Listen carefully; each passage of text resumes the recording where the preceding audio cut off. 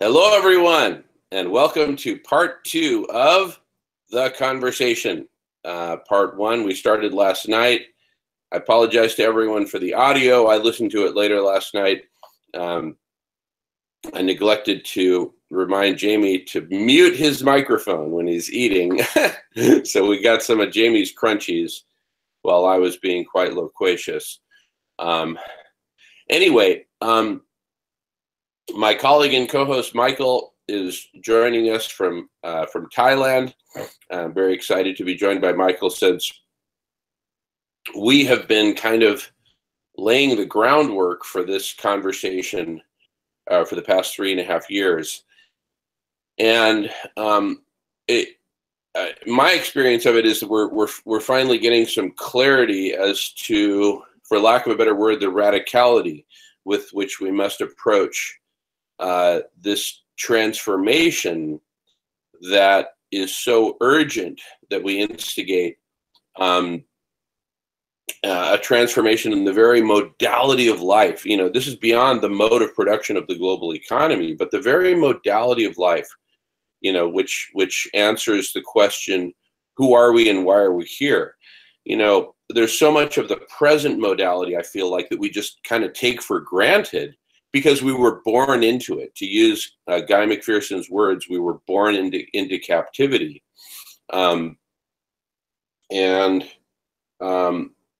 know, so we're born into this weird world where, you know, what's mine is mine, what's yours is yours. Everything is owned. Everything has an owner, whether it's a piece of land or a vehicle or a toy or some food, you name it. Everything is owned by someone or some group, some cabal. And so it's this, in black and white terms, it's a dog-eat-dog world. You know, yes, there are good people and good organizations, and you know, there's all kinds of benevolence here, there, and everywhere. But it feels more and more overwhelmed by this modality of hoarding and of greed and of fear that I think the hoarding largely addresses. And so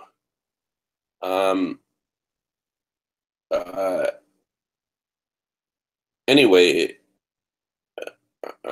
jump in any time, Michael, because I'm kind of at a loss for words here as to, you know, where we go from here. But you know, here we are cruising towards the edge of the cliff, and we don't have a lot of time left, and it's become crystal clear to us, to a group of us, that the fundamental modality of life is really at the root of it. And so if we're going to save anything of life on Earth, I think we really need to get to the root of it. And anyway, please jump in, Michael, because again, I'm kind of fumbling for words. Michael saw part 1 just in the last few hours, and thank you for that, Michael. You're muted, just so you know. I know. Okay, so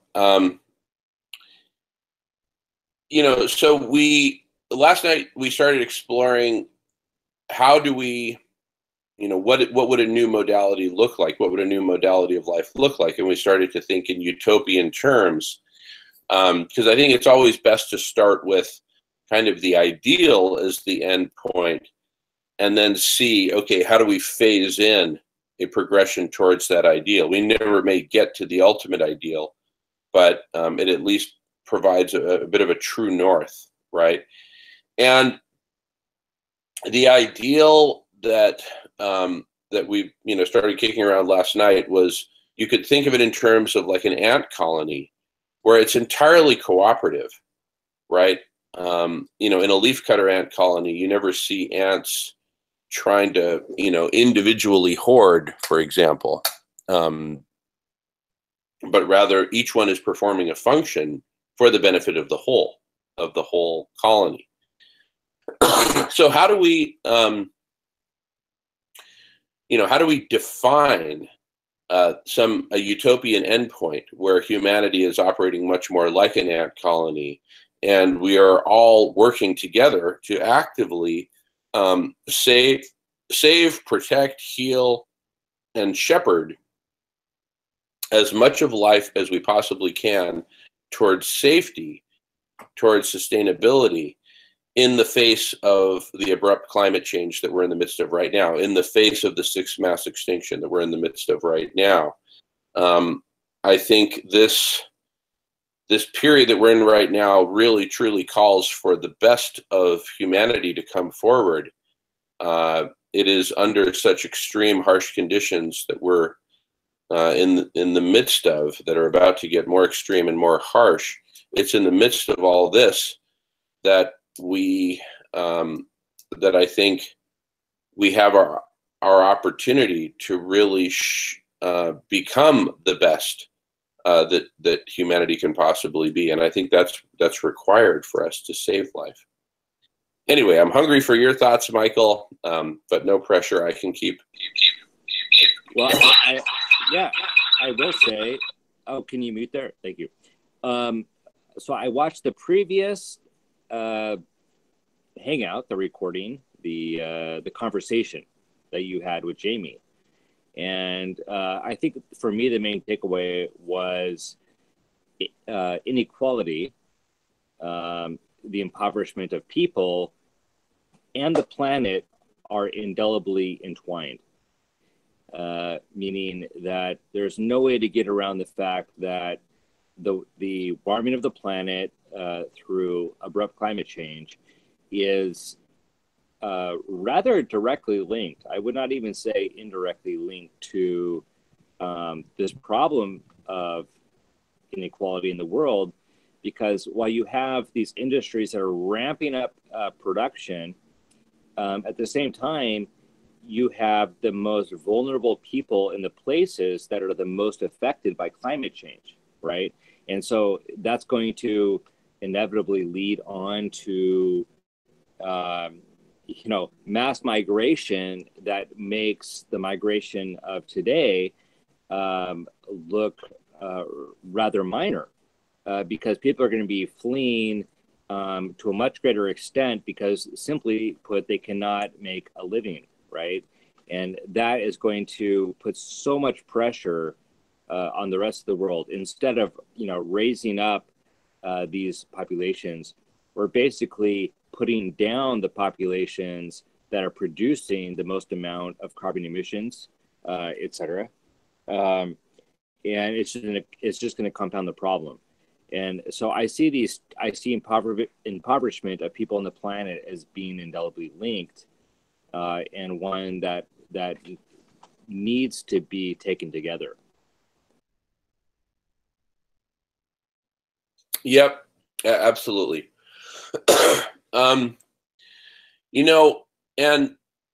We talk about the imperative for collective intelligence and collective action, and for humanity to become more like an ant colony.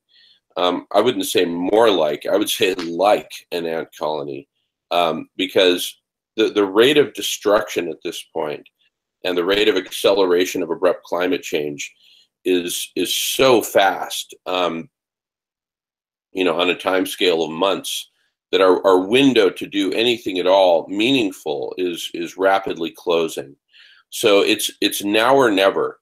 And as we've discussed extensively, the key to it is that I see the key to it, and also it's not just a key, but it's like a new sort of life force that is beckoning to come into being, is what we've been calling radical collective intelligence.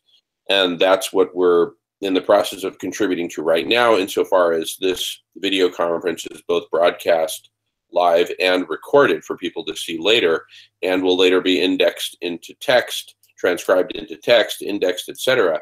And that's these conversations are really at the root of it, at the heart of radical collective intelligence as we've been formulating it, because we envision multiple conversations, hundreds, thousands, tens of thousands, going in parallel, that are all public, all recorded, transcribed into text. The text is indexed, and then an artificial intelligence layer, which has yet to be integrated, will then be constantly scouring these various conversation streams that are going on in parallel and making connections between people and groups, so that we start to operate as one giant global brain, one true radical collective intelligence that I believe will literally overwhelm any of the intelligences, plural, that have been cobbled together by whatever means up until now, including the governments of the world, the corporations of the world, the religions of the world, the nonprofits, any kind of organizations of collective intelligence, of which there are many, social media, et cetera, et cetera. These are all manifestations of collective intelligence. But I believe that all of the aforementioned are just scratching the surface compared to what we're about to unleash here and what we're in the process of unleashing. I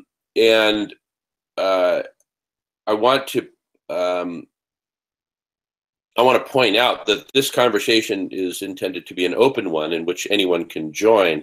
I posted the link to this conversation. If you actually want to join the conversation, I posted the link in the comments. I just a few minutes ago posted a comment in part 1 of the conversation, just called The Conversation, on this very YouTube channel. So if you'd like to join, please click on that link, and you can actually just jump in. It doesn't matter that we don't know, we haven't met before.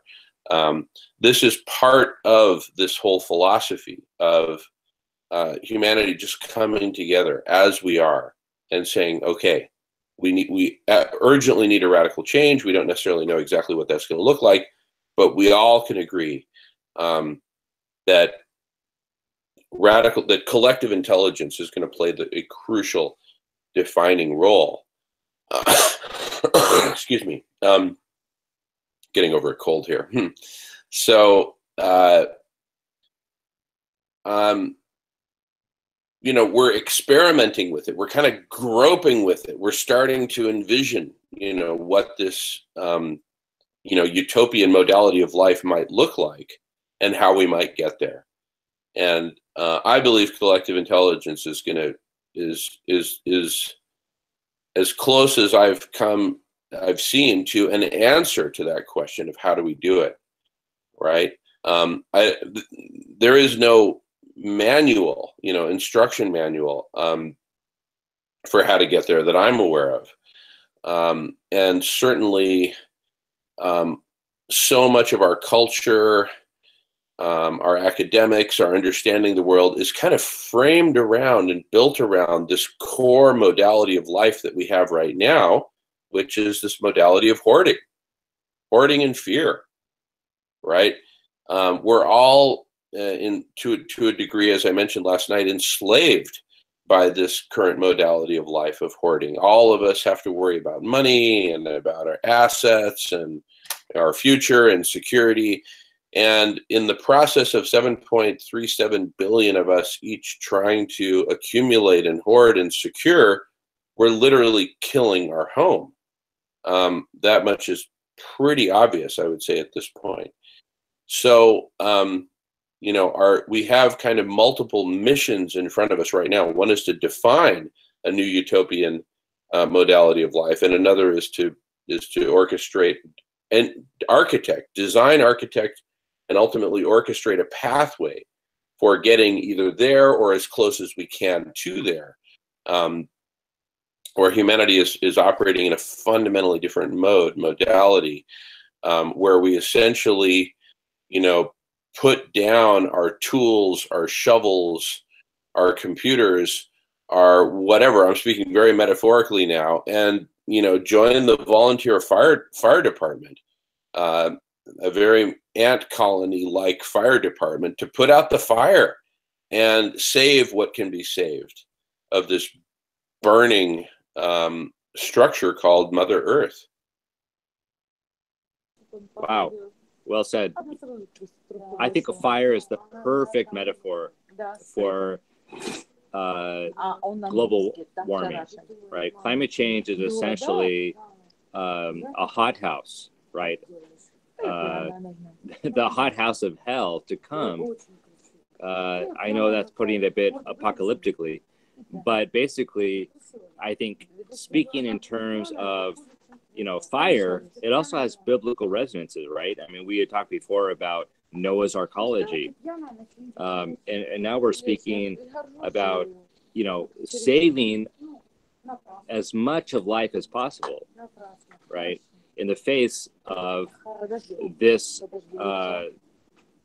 this hothouse effect that's happening now, that's accelerating. And while I'm not going to point to any like biblical, precedent as being, the basis upon which, we're addressing these problems, at the same time, I think that does speak to a lot of the population.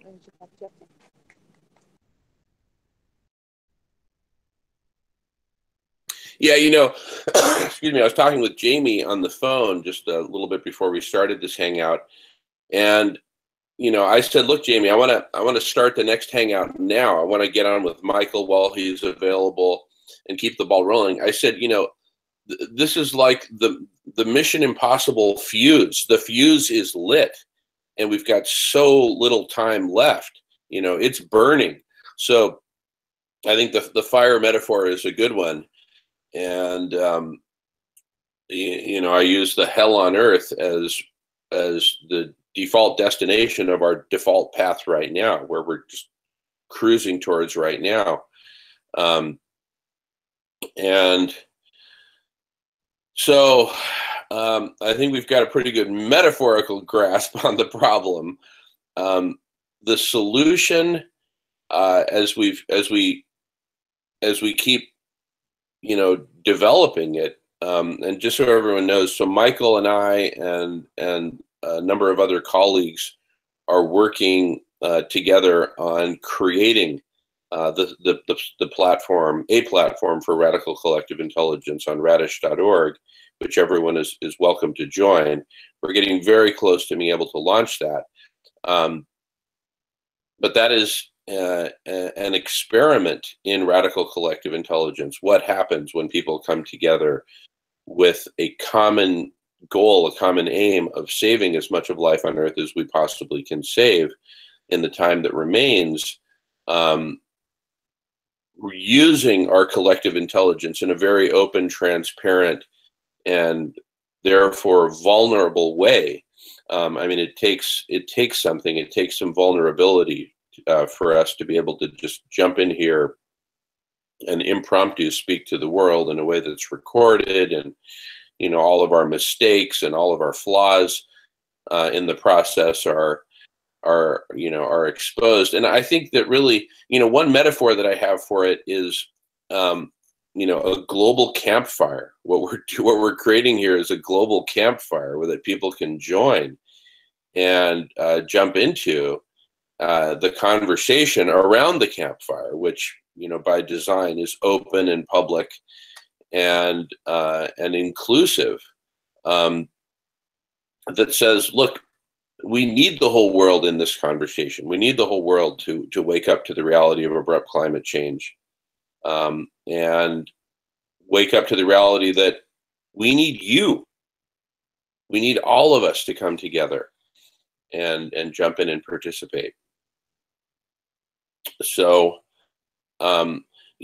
last night we talked about some of the projects that we think are just absolutely obvious and urgent, like refreezing the Arctic, geoshading, building arcologies for shutting down nuclear, building arcologies for shepherding life. And I'm sure that, there are hundreds of items to be added to that list, hundreds of projects. They're not all necessarily equally vital, equally urgent, but we can certainly prioritize and go after the most urgent elements first. And use our collective intelligence to design all the solutions and the possibilities that we need to, get us from our present state through this bottleneck of abrupt climate change, which will very likely, but not necessarily inevitably, leave Mother Earth in a hothouse state, where the game of survival, the game of ecology is radically transformed, radically diminished for the most part. And in the face of what's coming, or what seems all but inevitable at this point, what do we do? Do we brace for impact? Do we build bunkers? Or do we take a broader, more holistic view and start working ASAP on refreezing the Arctic so that we can both minimize the heating, buy us some time so that we can implement some of the other projects that we've been talking about, like other forms of geoshading and protecting ecosystems. Sadly, I think the projects of sequestering carbon are simply at a vastly larger time scale than the time that we've got, right? It might take decades to sequester meaningful amounts of carbon. I think we need to take much more urgent, fire department-like measures at this present moment. That's just my view. Love to hear other people's views on it.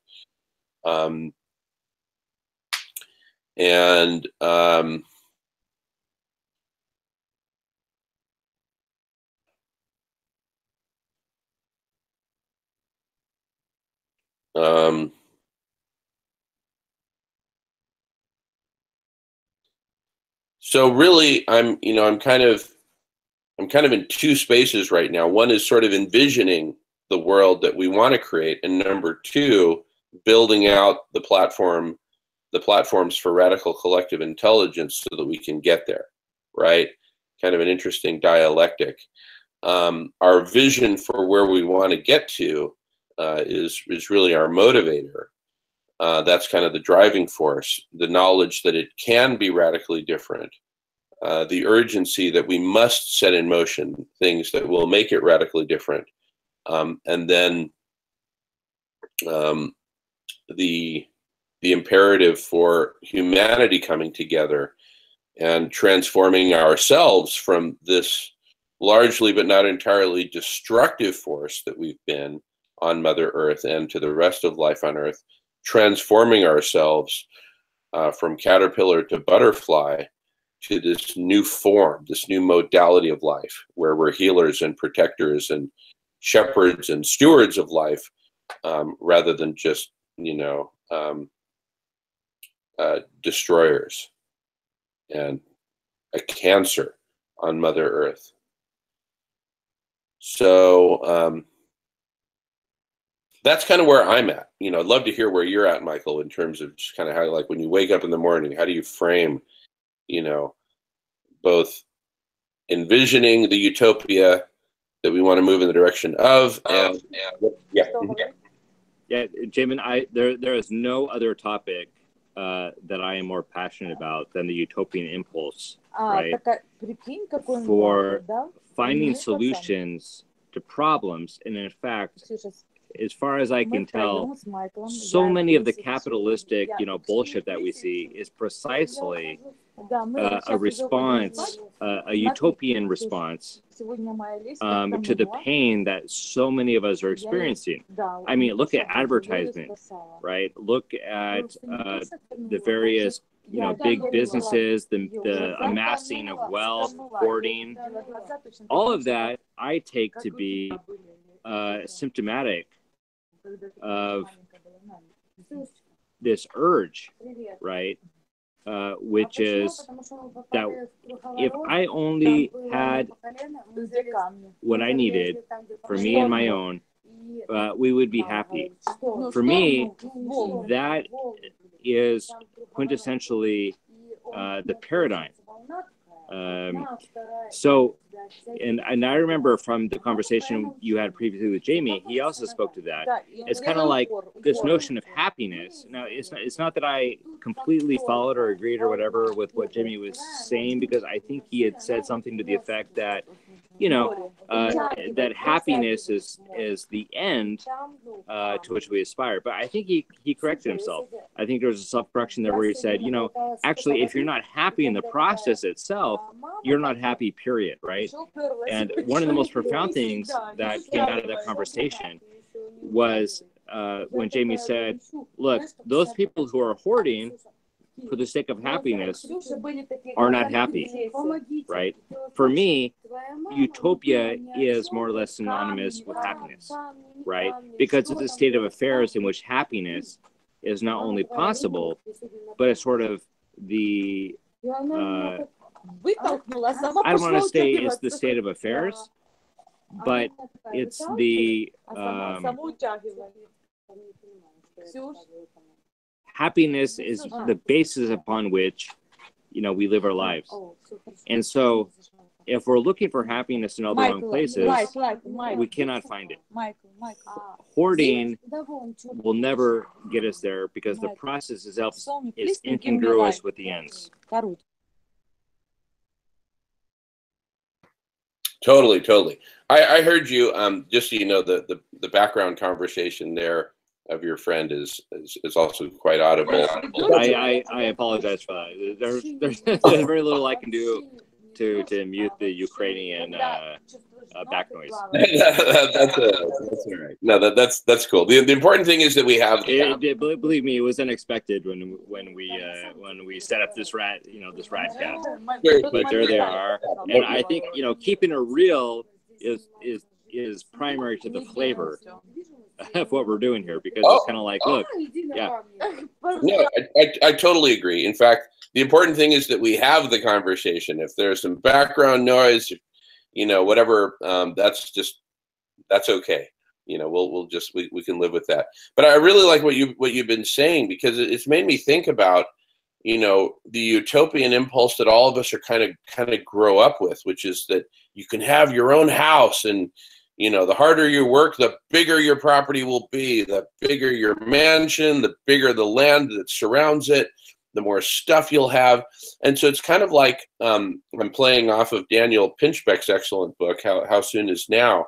Excuse me. That, you know, the impulse to hoard really comes from this utopian impulse, but it's so clear to us now that that's the wrong path. I just have to cough for a second, excuse me.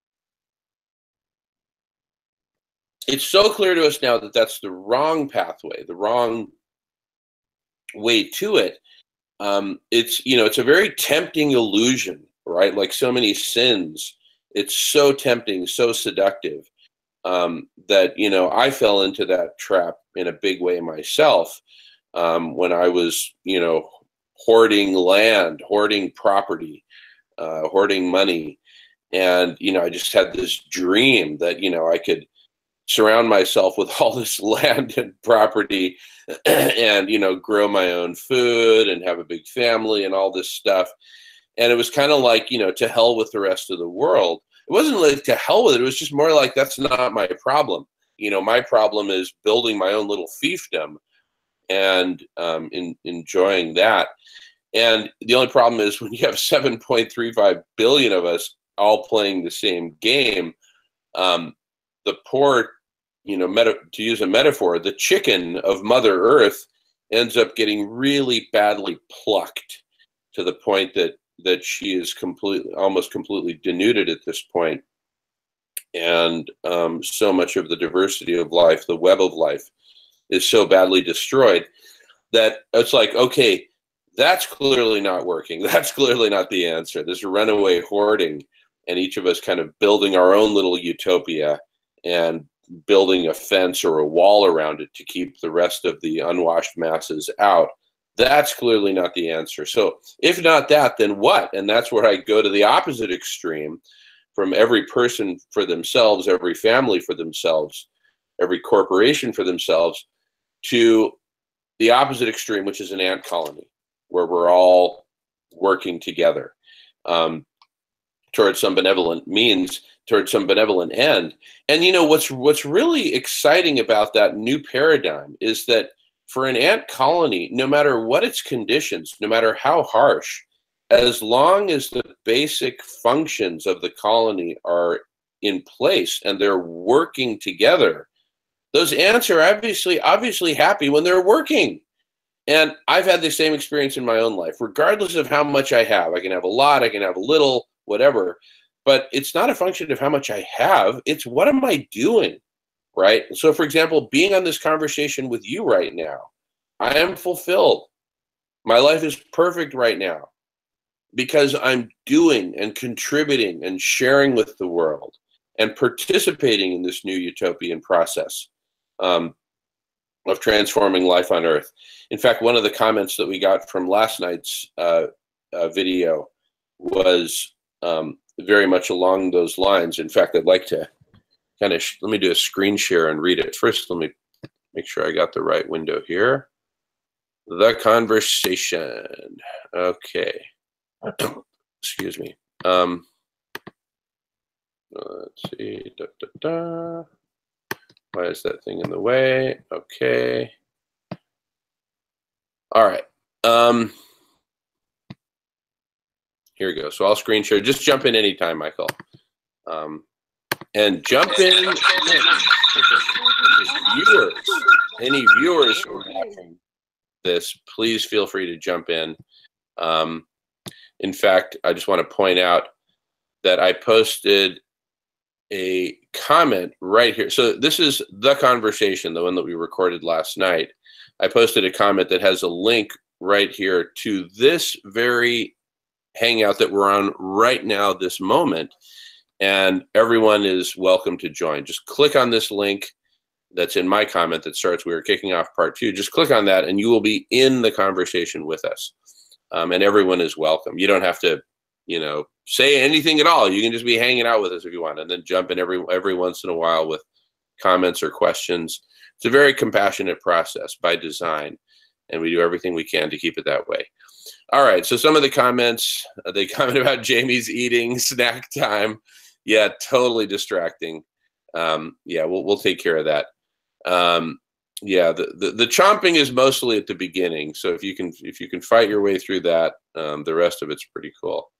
Yeah, those were the nature of the first three comments.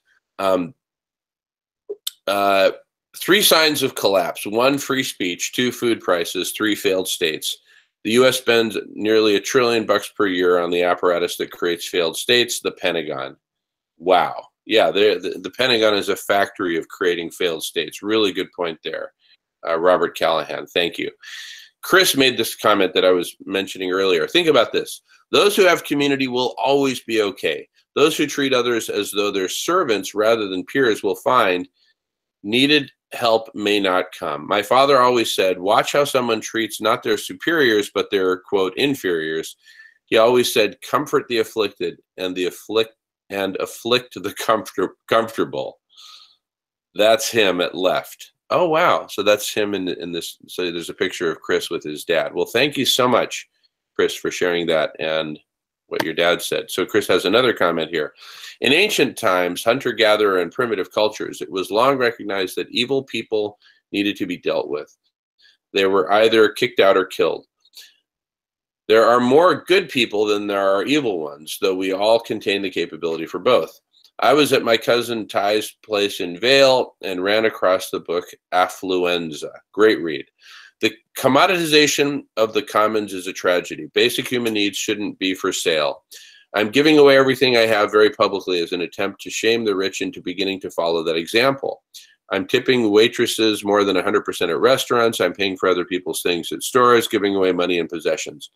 I'm also connecting good people I know, building communities of connection. It's amazing what a great time I had today just talking with friends. No screen time at all, just stories. Well, Chris, speaking of screen time, we would love to have you here on the screen with us. So please join us. This is what it's all about. It's all about sharing, not just sharing the material things, but sharing our time, our thoughts, our ideas, the best that we have to share. And then another comment from someone named, whose handle anyway is called, I come to talk story. Interpret hoarding into the bonding requirement of life that we all are part of. Our gut needs microbes to balance. We share microbes amongst us as well. They pollinate our food and balance one's pests created. We are an animal species, a living organism, and words are yet to be created to easily comprehend when others share how one should boon with creating a natural world. So we maintain sharp sensors and leave no footprint. So I go back to doing one local plan, working with one student's networking, using communities as classrooms, and prioritize toxic, focus on how to resolve, monitor, and restore one's ecological sustaining, enhanced working healthiest communities as possible. Then in this daily assertion of simply doing, one can interact with skilled doing and feel the energy to then go within and edit oneself, to build one's energy, to be clear and mentally strong. Okay, so he goes on here. This looks like really good stuff. Let's see. Let me just skip ahead to the PS. I'll direct you. Lastly, are you trying to save heat? Is that why you are wearing a hat and coat and sniffling? Yeah, that's a big part of it, actually. Before bed, have a cup of hot ginger tea and honey. Okay, I'll do that. Let's see. And then Chris from before commented, great comment, spot on with needing to be aware but not obsessed. And yes, we are fortunate that is our goal, to connect humanity's patches of goodness with pockets without. Cheers, Kara. All right, well, thank you, Kara and Chris and everyone. Going back to the video here, I'm just really grateful that we've got people jumping. Yeah, I love the real time commentary upon which we can respond. Yeah, and I just want to make another plug. Right back there in the initial conversation that's on the same channel, I commented a link to this very hangout. I just invite everyone in the world to join us. Just jump in and give it a try. It's a very compassionate process. You'll never be put on the spot and say, okay, you have to talk now, explain yourself. Nothing like that. Just jump in and just hang with us. We're in the process creating a new culture of humanity, an extremely hyper-inclusive culture, non-hierarchical. This is just a round table or a campfire, if you will, where we're just doing what we do best, which is collaborating, sharing. This is the best of humanity. The best that we can aspire to is collaboration, cooperation. And this is how we will become like an ant colony, one step at a time, one conversation at a time, until it becomes so absolutely functional and delicious and workable that people just jump in at the drop of a hat. And, part of the platforms that we're building to facilitate this are so that people with different areas of expertise, different realms of knowledge, different realms of experience can be called upon, can be pinged, and respond, if and when they're available, to jump into conversations that are ongoing and contribute what they have to contribute.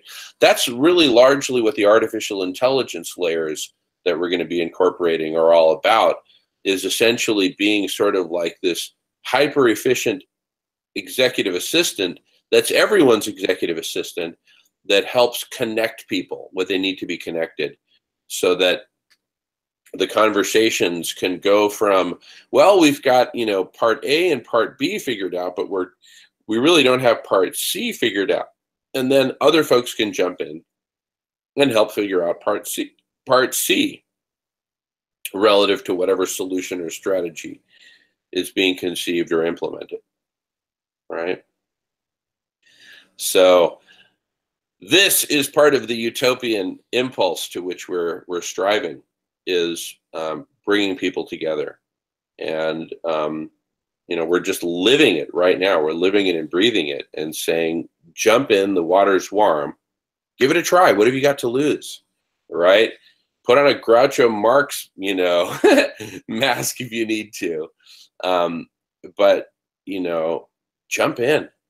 We need you. We need all of us to jump in and figure this out together. We're not messiahs who've got it all figured out. So just come and, follow our lead. No, we're groping with it just like you are, just like everyone is. We're all in this catastrophe together, and I really believe that the way out is precisely together. That working together, we can figure out not necessarily a way out, but a way through to whatever other side awaits us.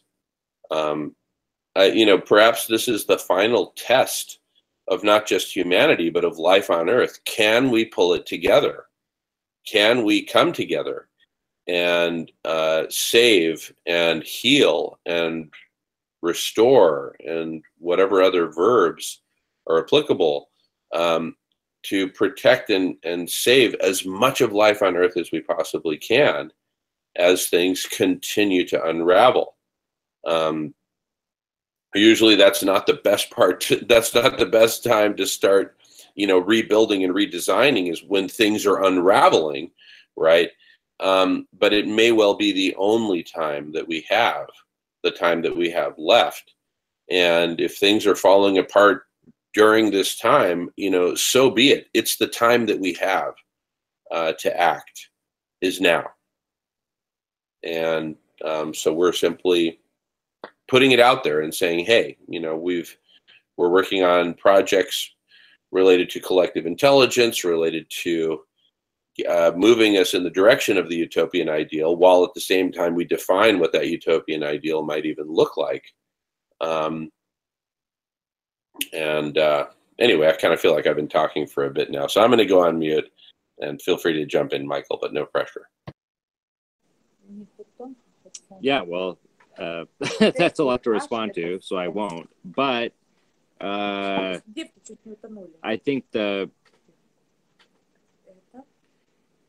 salient point is that we're up against something epic, right? And we have the chance to respond accordingly, right?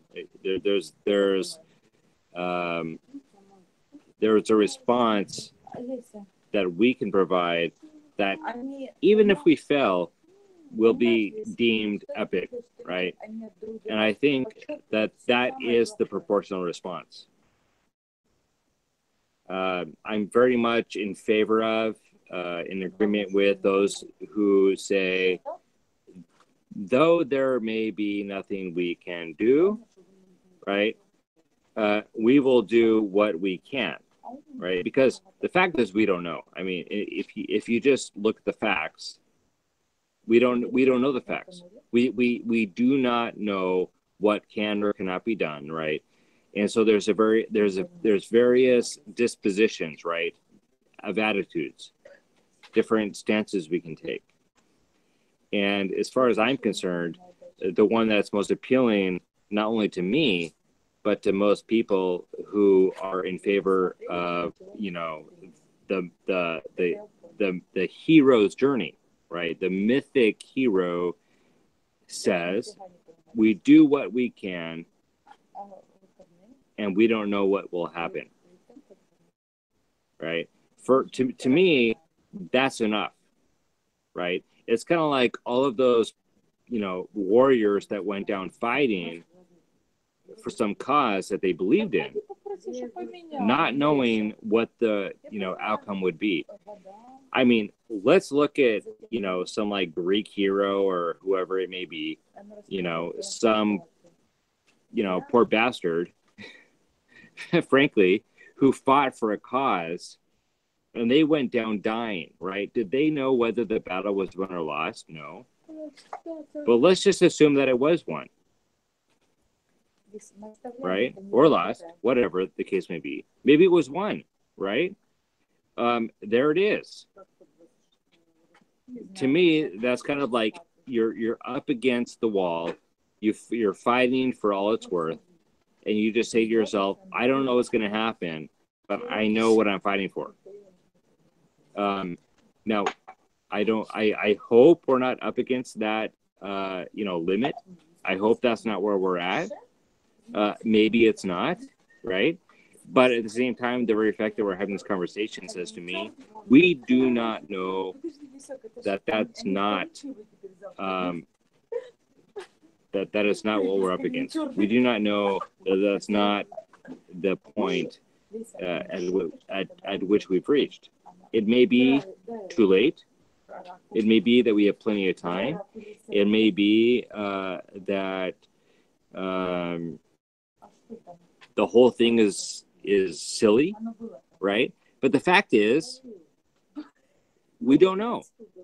The fact that we're having this very conversation, that people are having this conversation around the planet, says to me, we do not know. So what stance are you going to take in the face of that uncertainty, right? To me, that says a lot about your character, about, you know, the worth or meaning, you know, of who you are, what you're about. Well, I shouldn't say who you are, right? Who I am, what I'm about. Because I can say, oh, this is bullshit. It's ridiculous. You know, we don't know. We do not know. The fact is, many scientists are saying there is a chance that this is the case, right?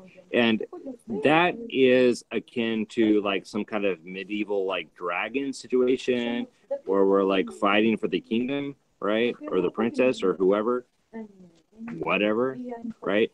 The mythic resonances, I think, are clear, right? The hero's journey is that which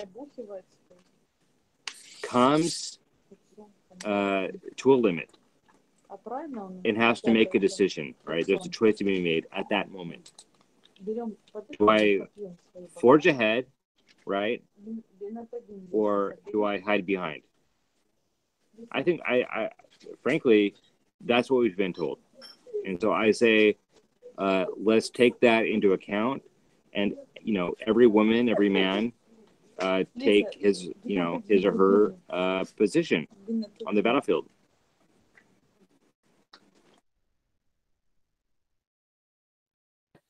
Yep. Well, very well said, Michael. That's exactly where I'm at. Is we've got way more questions than answers. There's massive uncertainty. The downward spiral trend is very, very clear. And the synthesis of so many different scientific explorations as put together by Professor Guy McPherson is also very, very compelling. And that points in accelerated downward spiraling. All of that is extremely bleak. And for me, that, I'm constantly confronted with, who am I in the face of what's happening, of what's coming? Do I just, give up, seek pleasure, do drugs, and just try to maximize pleasure in the time that's left? Or do I use my time and my resources to maximize healing? And it's the latter course that I choose. And, how then to do that? Well, for me, radical collective intelligence is just so obvious as, if not the missing piece, a missing piece to the puzzle of where do we go from here and how do we get there? That's really where I spend a huge chunk of my time in one form or another.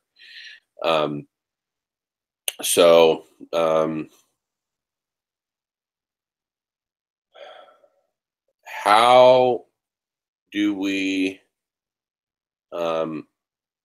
invite and inspire others to join us? And here's the thing: when I say join us, what I don't mean is, hey, we've got some well laid out path, and so we just need you to fall in and take orders. That's what I don't mean. What I do mean is join the conversation and join us in exploring and co-creating what it means, what right action, even heroic action, means in the face of our present reality and where we're headed. Let's figure this out together. That's the whole gist of collective intelligence. Yes, we've got a bunch of ideas. We've got utopian visions. There are certain projects that we're lobbying strongly for, such as refreezing the Arctic, our ecologies, et cetera, et cetera. But we don't know. I think it's pretty clear. We don't know. And our likelihood of figuring it out grows either geometrically or exponentially with the number of people who join the conversation and say, look, we don't know either, but we'd like to jump in and at least maybe we can figure it out together, right? That's really the gist of collective intelligence, combined with so many amazing tools and systems that we have at our disposal, including various flavors of artificial intelligence, which can be applied to the problem, which, when applied collaboratively and cooperatively with people, right? This magic combination of artificial intelligence and human intelligence, collective human intelligence, I believe is the new frontier. And I believe that just as we are astounded by the destructive power of humanity on our modality of life up to this point, I think we will also be astounded when we really unleash the power of radical collective intelligence for us to heal and protect that which can be healed and protected at this point. I think we'll be astounded at what we can accomplish together when we come together, as we come together and build out this radical collective intelligence and this radical collective movement and this new modality of life, which can grow organically. And as more and more people join, I think it'll become more and more clear how powerful this is, more and more obvious that that is the right step to take, to join the collective. And is the direction fixed, rigid, dictatorial, totalitarian? No. It's the collective intelligence is constantly, like a heat-seeking missile, seeking the absolute best right action or right set of actions that we can take collectively to heal and save as much within this ongoing disaster of abrupt climate change and destruction of the biosphere. I think we will be astounded at what we can achieve together. And we'll only know when we jump in and do it. So please jump in with us. And join our conversation or invite us to your conversation. But one way or another, let's get together and figure this out together. Going on mute. It's all about the conversation, because you have to start somewhere. That's the engine, right, for initiating social change. And as slight as it may seem, all social movements have started with the conversation, right? And so I say we get it on.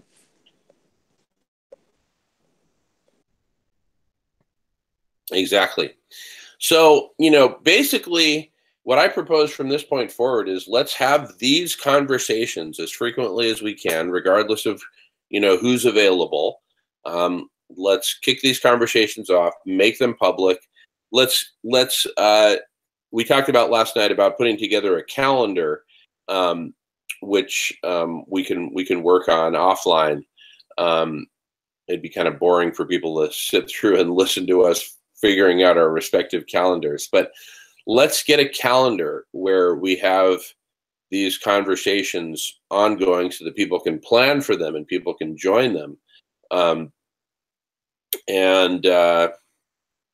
Let's get it on. Let's keep it rolling. What else are we going to do? Right?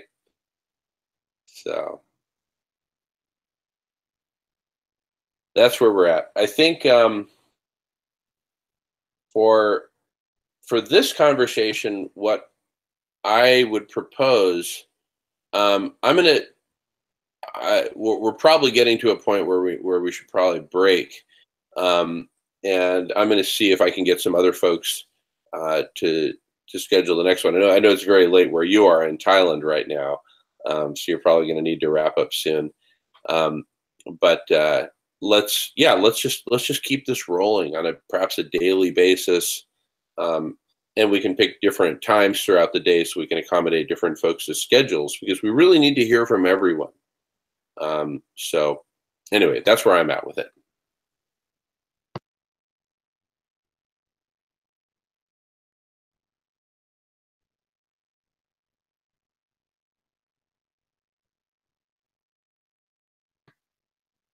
Alrighty, and once again, go ahead, Michael. Go ahead. Yeah, no, go ahead. Yeah, once again, I want to reiterate my invitation to the world, to all who are watching and listening. When you see these conversations happening, feel free to jump in. I'm not exactly an expert at YouTube or Google Hangouts, but let me just do a quick screen share here, just to show where I'm posting them where I'm posting the links where they can be most readily found. And that's like right here, for example, in the first kickoff conversation that we did last night, I posted a link to this conversation that we're having right now. So literally, if you click on that link, you will join the Hangout. And everyone is welcome to join. And no one is pressured to speak or opine or on anything. By design, this is a very compassionate process.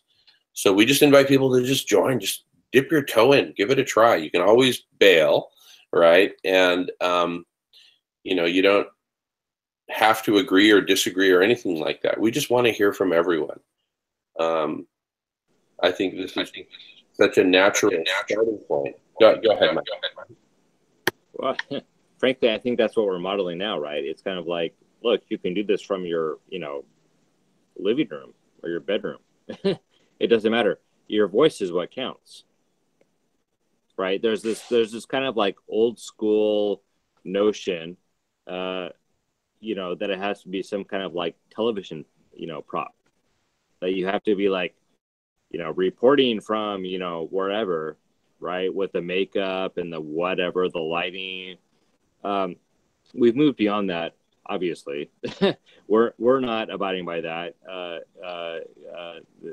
In a sense, it's a bit redundant for me to say that, because I think that's the very case for the medium. It's simply put that you, whoever you are, can respond with your own voice.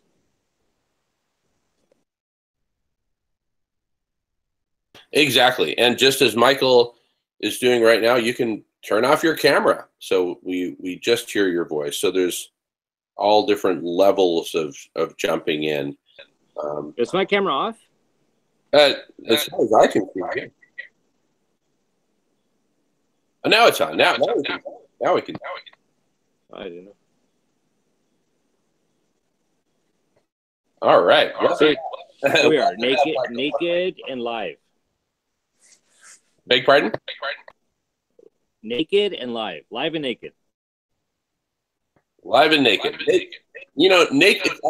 I'm glad that you mentioned naked conversations. Yeah, exactly. Just like the book that you and I had both read, by Robert Vogel and Shel Israel, called. By the way, your microphone is not muted.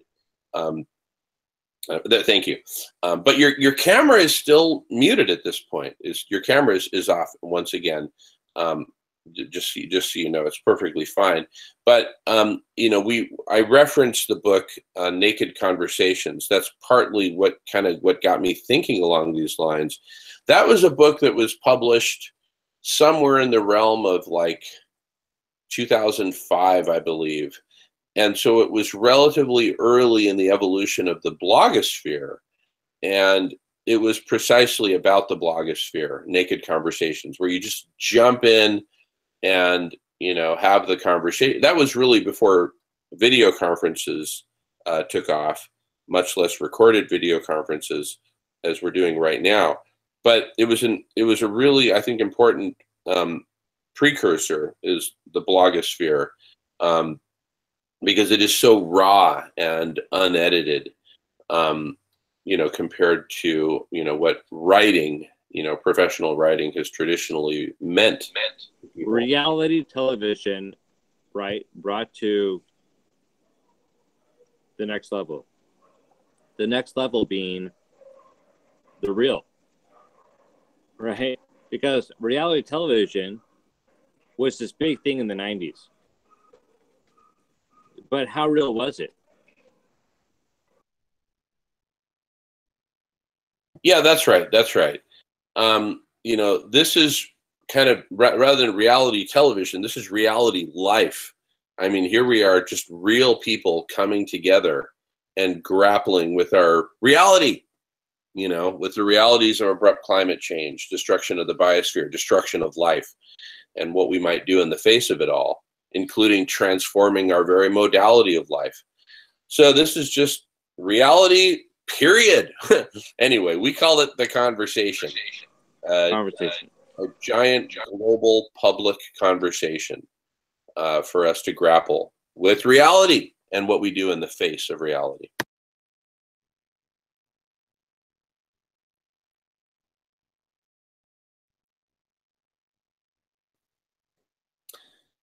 And that's where we're at. So join us, jump in.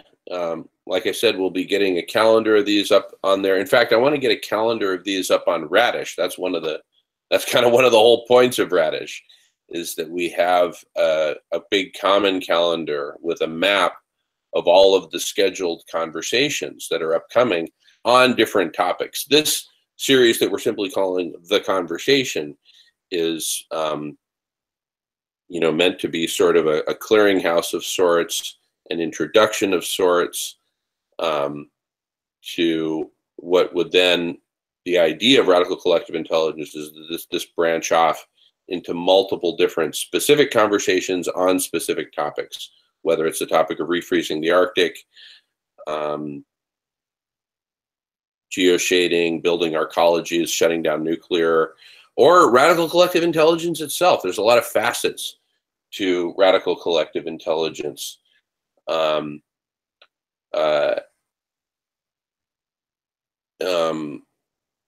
And those all need to be explored. So it's like we're designing the airplane, designing the reconfiguration of the airplane of radical collective intelligence in mid-flight as we try to navigate towards some utopian destination. I mean, it's all happening at once because we have this limited time window in which we need to get it all done.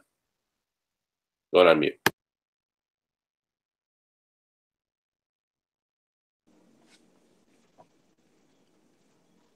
Well, I think the horizon itself is what makes life meaningful, right? Because if there were no horizon, if there were no limit, if there were no, whatever, frankly, what we would be up against would be nothing special, right? But we are up against something special, the very preservation of life itself. Yeah, exactly. Exactly.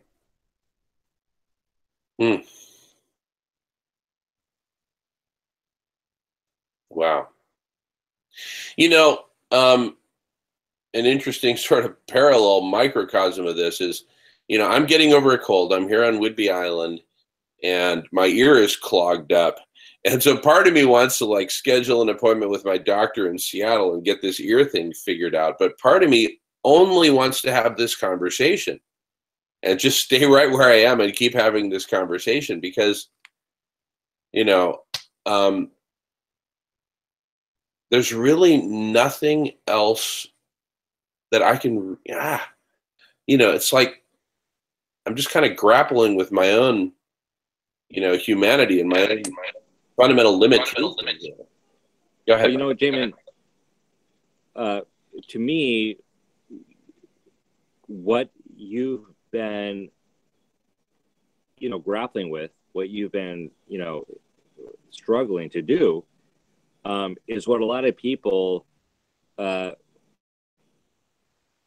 shouldn't say a lot, I frankly, what most people would want to be doing if only they thought that that was a possibility for them, right? That was something that they could engage in a meaningful way, right? Because as meaningful as life may be, in the context, right, of this capitalistic culture, the whole, like, making money thing and all that, now you don't have to go far before you start sounding like a broken record, right? Because it's kind of like, oh, everybody knows that there's this, greater meaning.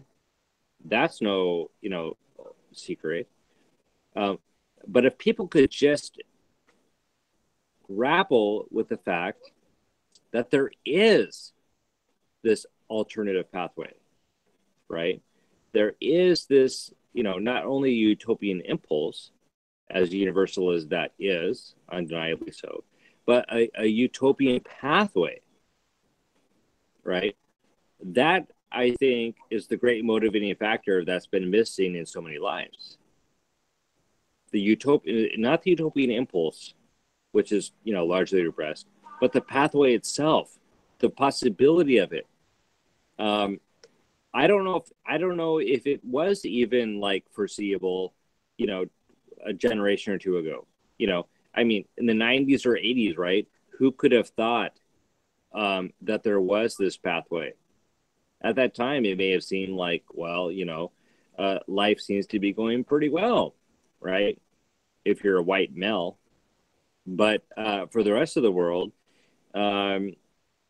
clearly, not only was there this inequality, but there was, socially speaking, right?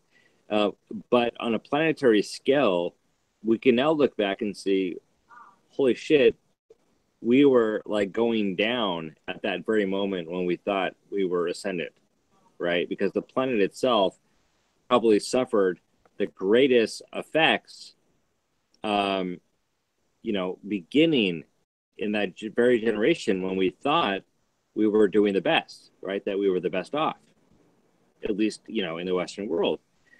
As it turns out, no. Well, yes, you personally may have been well off, or your family or whoever, but that was the very turning point towards like this doomsday scenario in which we find ourselves. So we finally have the chance to actually make meaning out of life, because you couldn't have done that before. Even in the 70s and 80s and 90s, if you were among the ascendant class, it wasn't as though you were somehow making meaning out of making money, right? It was almost as though it were a substitute for the thing itself. But that was the very point at which we were taking this downward, death spiral. And now, two or three generations later, generation, X, Y, Millennium, Z, whatever we're calling it now. I think we're on to Z. We're at the point at which, if you're going to make any meaning at all out of your life, it's precisely going to be to the extent in which you solve, one of two problems. And that is simply the impoverishment of people and planet, because of the inequalities that are accelerating, especially now, most obviously, in light of the Trump administration. And not only that, but around the world, the fact that the disparity between the rich and the poor is growing, increasing, but also, most glaringly, climate change itself, which is this global phenomenon, which is something that we were dimly aware of, in the 70s and 80s, but now in which is actually taken, the aspect of this abrupt, climate change, which is something that we ignore not only to our own detriment, but to the detriment of the very species itself, right? That provides the meaning making to make a difference. Yeah. Well said, Michael. Life just feels more and more bizarre. My queen and I say this to each other on a daily basis. Life is just getting weirder and weirder. The rate at which the world is collapsing, And what's really most striking about it is not so much that, but the fact that the vast majority of humanity appear to be just doing business as usual.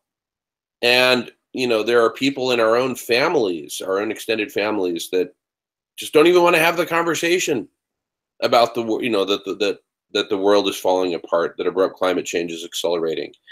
And it's just kind of like, by ignoring it, it'll somehow magically go away. That's one, I don't know if you'd call it a philosophy. But we're taking very much the opposite approach, which is staring this reality in the face and contemplating and acting upon what we believe it will take to actually change things. Yeah. Well, let me plug a book that I'm appreciative of, but that I'm going to take issue with, and that is, It's Not as Bad as It Seems. Right. The book is It's Not as Bad as It Seems. Plays off against that argued that look at all the statistics that show that things are actually getting better. Now, I actually agree with that. There are a lot of statistics that show that things are getting better in any number of directions. But at the end of the book, It's Not as Bad as It Seems, a book that's recently been, released, that's getting a lot of press coverage.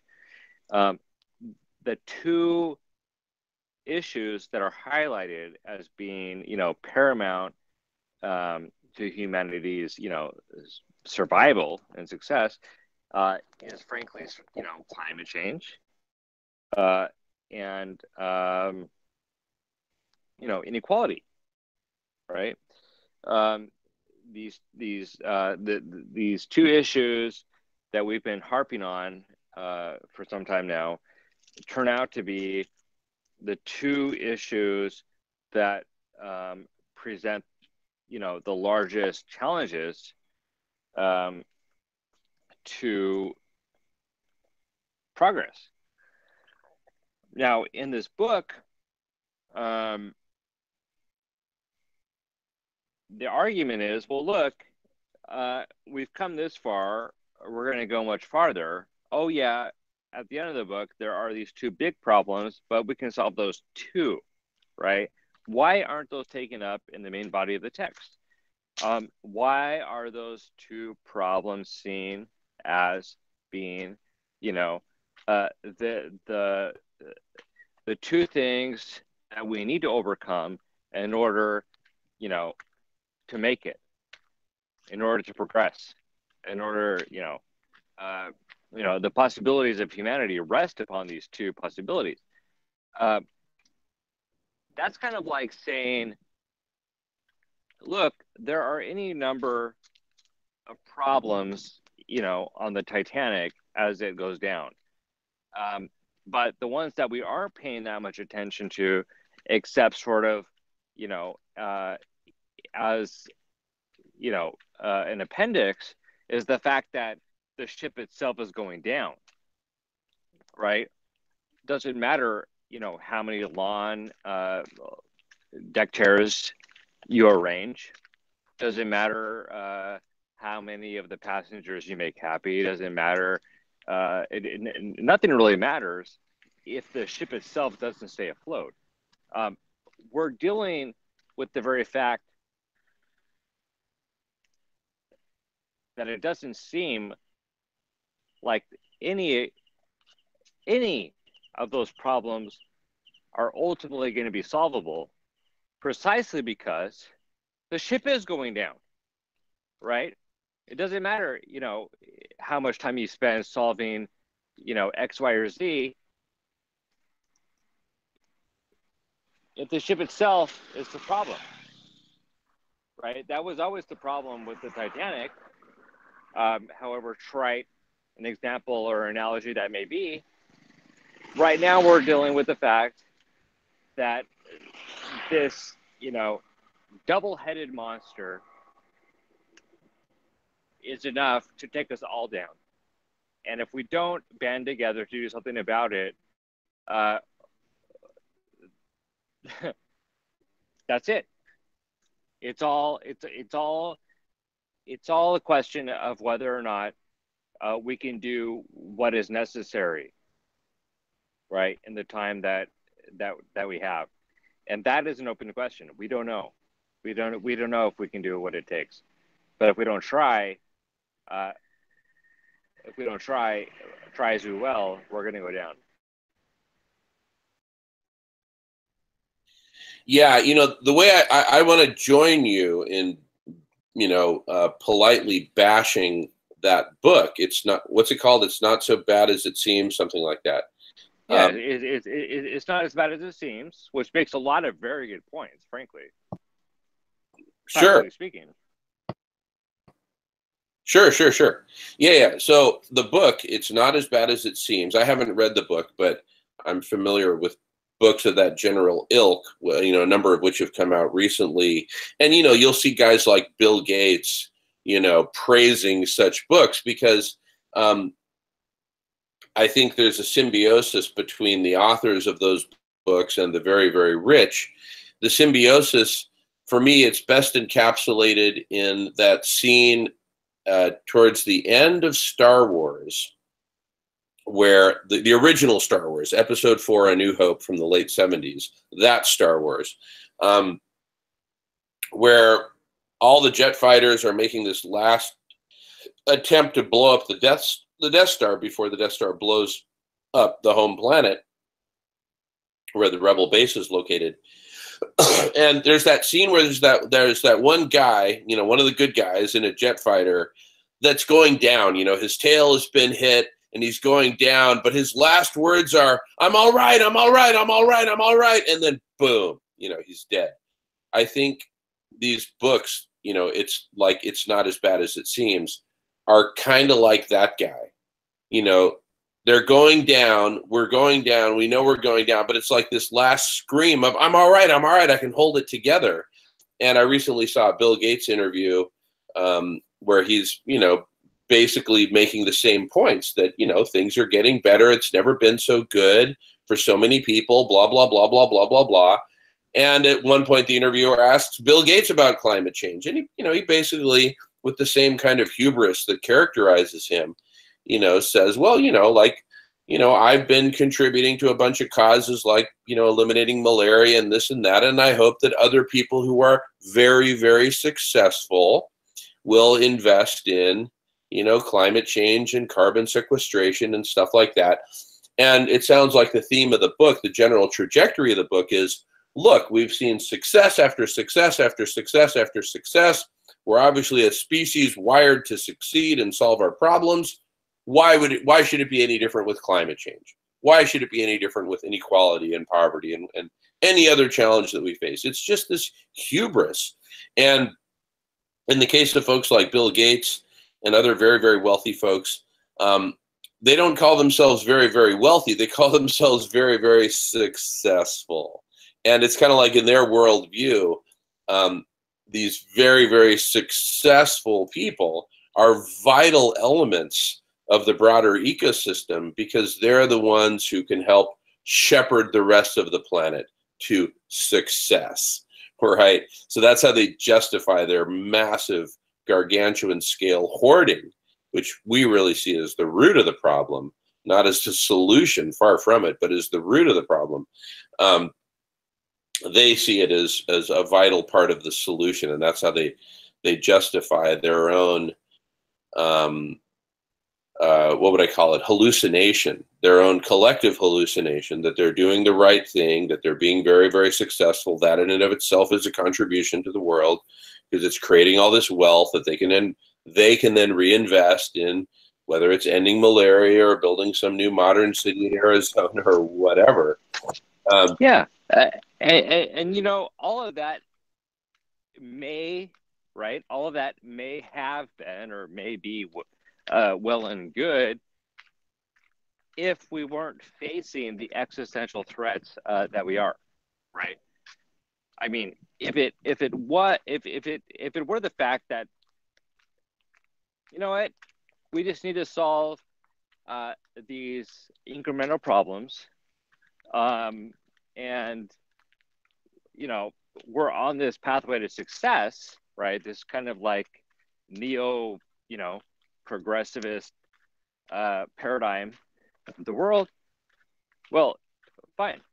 Yeah, it's too bad that some people, missed out on that. But as a whole, we're gonna make it. Okay. But what if that weren't the case?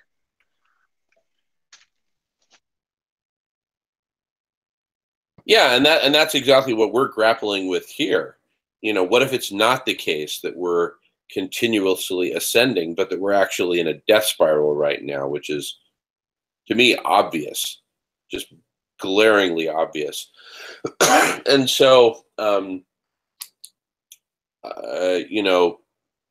all these, Bill Gates and the author of, it's not as bad as it seems, and all these other who I simply call apologists for the oligarchs, continuing on their path of hoarding, and destruction of the planet.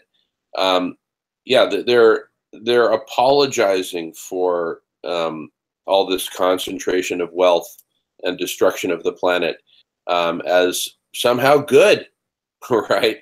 And that we're just going to keep barreling ahead and overcome these challenges. I worked with Bill Gates at Microsoft. I was corporate strategy manager, and I had opportunities to work with him directly and debate with him directly. And my experience of him, since he's such a public figure, and I'm not like a personal friend of his, so I'm not betraying any personal trust or anything like that, but I really see him and people like him, whether it's Jeff Bezos, Mark Zuckerberg, other just very wealthy folks. I see them as addicts. They're addicted to hoarding, and they're addicted to their egos, and they're addicted to, in Bill Gates' position, he's in a real crisis right now because he's addicted to the #1 spot, the richest person in the world, right? And he's just been narrowly overtaken by Jeff Bezos. So he's in a crisis right now. And that's why I see him doing these ridiculous real estate deals like he's doing to try to rapidly expand his wealth at whatever cost to ecosystems, whatever cost to humanity. And I think it's actually very instructive and informative to call out Bill Gates. And in fact, I happily invite him to a public debate on these topics. I don't think he'll accept. I don't think he has the balls.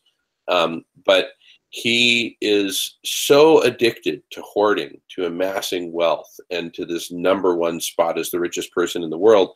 I don't think he can see straight anymore. And I don't think any billionaire can see straight anymore, because they've just taken too much of this heroin-like substance called hoarding. And they've built up their own ego to a point that they can literally sit back while hundreds of millions of people starve to death and say, well, that's okay, because, if we fed all these starving people, then they would just, reproduce more and more, and we'd have even more of an overpopulation problem. So it's sad, it's unfortunate. And that's when you see Bill Gates typically take a gulp. He's like buying time in the middle of answering these questions in these interviews, so he can figure out how to phrase it in a way that's both PC and that casts him in a good light. I mean, he's fundamentally no different from a heroin addict who's trying to figure out what, house to break in next to, steal enough money or resources to get his next fix. And it's extremely sad because, for all his faults, Bill Gates does have a powerful brain that, if he were to put it to positive use, could do a lot of positive good. So that's part of the reason that I talk trash about Bill Gates publicly, is to hopefully draw him out into a public conversation where we can begin to grapple with some of these things, because we need everyone in on the conversation, not just the middle class. We need the rich, we need the poor, we need everyone from all religions and all walks of life, precisely because we need everyone's perspective on this. So I'm glad you mentioned that book, because it feeds this collective denial that a lot of us are buying into, a lot of us who are addicted to the myriad things we can become addicted to and attached to in life, in the world. And we need to get beyond these addictions and to a place where we actually work together to heal and save what can be saved of life on earth in the midst of this tragic descent. And so I think these folks who, basically make the case that everything's fine, everything's getting better, everything will be fine, there's these aren't the droids you're looking for, move along. They're doing society a tremendous disservice. But like Donald Trump, they're also showing us with real clarity just how deluded they are and just how pervasive the general delusion is that everything's fine and everything will work out, and just keep doing what you're doing, keep driving to work, keep doing your job. And I saw a really great Noam Chomsky video last night. The audio wasn't the greatest, but in fact, let me post it to this video here that we're about to post. But he basically talks about the Trump administration and the oligarchs generally around the world, and governments propped up by the oligarchy, that are basically, moving us down a path that is essentially ensuring that life on Earth will become extinguished. And he makes the point that what they're doing, he singles out the Trump administration, I think appropriately so, that what they're doing is, way worse than any other previous demon of history, such as Adolf Hitler, Pol Pot, you name it. None of them were taking steps that would eliminate all life on Earth, or moving us down the path to eliminating all life on Earth. The Trump administration is moving us very much in that direction. And the silver lining is, it's so clear, it's so obvious. This is just this pure evil path of supporting the oligarchy and distracting the population from the reality of what's going on, distracting it with constant tweeting and saying outrageous things, whether it's war with North Korea or building a wall with Mexico or whatever. None of these things actually end up materializing, but they just distract people from the real news, the real headline, which is that Mother Earth is dying, and our collective actions are accelerating that. Because were we to face that, then much more people would be having this conversation, which is, what do we do about it? What on mute.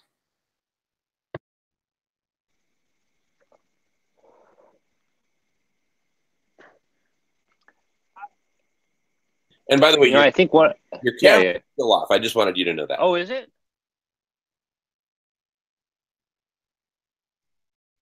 Now I can see you. Now we can see you. Go ahead, Mike. Okay. Yeah, I think one of the greatest, it's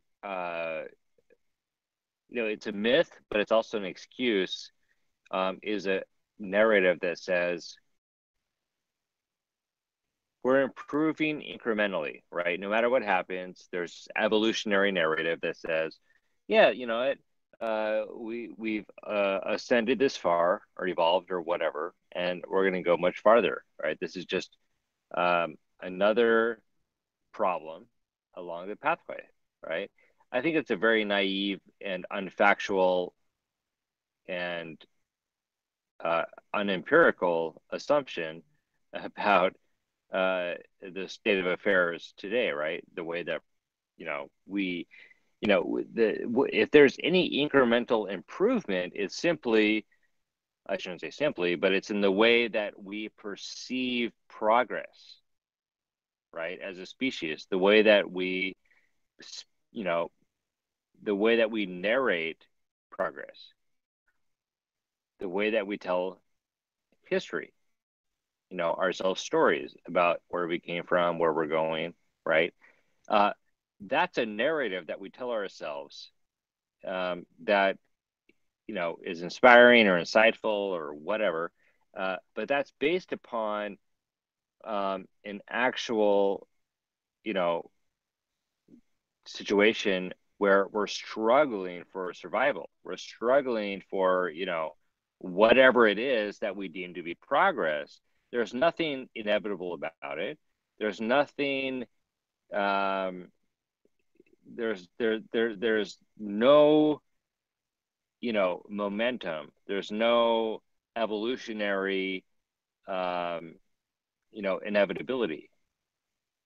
It's simply the fact that we struggle to survive in the face of whatever it is that we confront. And then at the end of the day, we tell ourselves, stories, AKA myths, about how we came to, pull it off, how we came to be, triumphant. And I think those two things need to be separated. It's not to say that those mythic stories or whatever have no value. I think they are valuable, but they should not be confused, with the empirical fact, the evolutionary, struggle of survival in the face of unpredictable or predictable, whatever the case may be, threats. Otherwise, survival itself would never have been an issue. It is an issue. It's an issue not only for other species, but for our own, right? If we look at our planetary, the planetary history, right, of survival, we can see that, in fact, there were a number of stages in which most species did not survive. We survived, frankly, because of a certain, set of circumstances, right? Here we are, and it's kind of like, oh, wow, now that there's an intelligence, that can at least assess the situation, what are we going to do about it? As it turns out, we're not even smart enough to do something about it. We're not even smart enough to assure our own survival, except for the extent to which we give our intelligence over to a greater intelligence, namely a collective intelligence, right? Greater than, any fascist or any, intelligence that may say, hey, we have the answers, come follow us. This is the way to do it, right? Which is the colonial mentality. Instead, we're confronted with something much, greater, which is the survival of the species itself. I think the very fact that we have to, confront our own demons in solving this problem is for the better. That doesn't mean it's any more, easy, right, or doable, but that we can confront this problem as a species only to the extent that we're willing to say, you know what, we cannot do we cannot do this without collectivizing, right, the individual intelligences that exist, namely the different perspectives, right? It's kind of like the cream rising to the top, as Jamie pointed out in the last conversation, right? Coupled with in artificial intelligence, right? That human intelligences have evolved, right? Co-created. There has to be a letting go of ego, in other words, in order for us to surpass this point. How appropriate is that, right? That we have to somehow transcend our own egos to achieve salvation, right? That's always been the story, right? And so these old mythic stories, as it turns out, are true.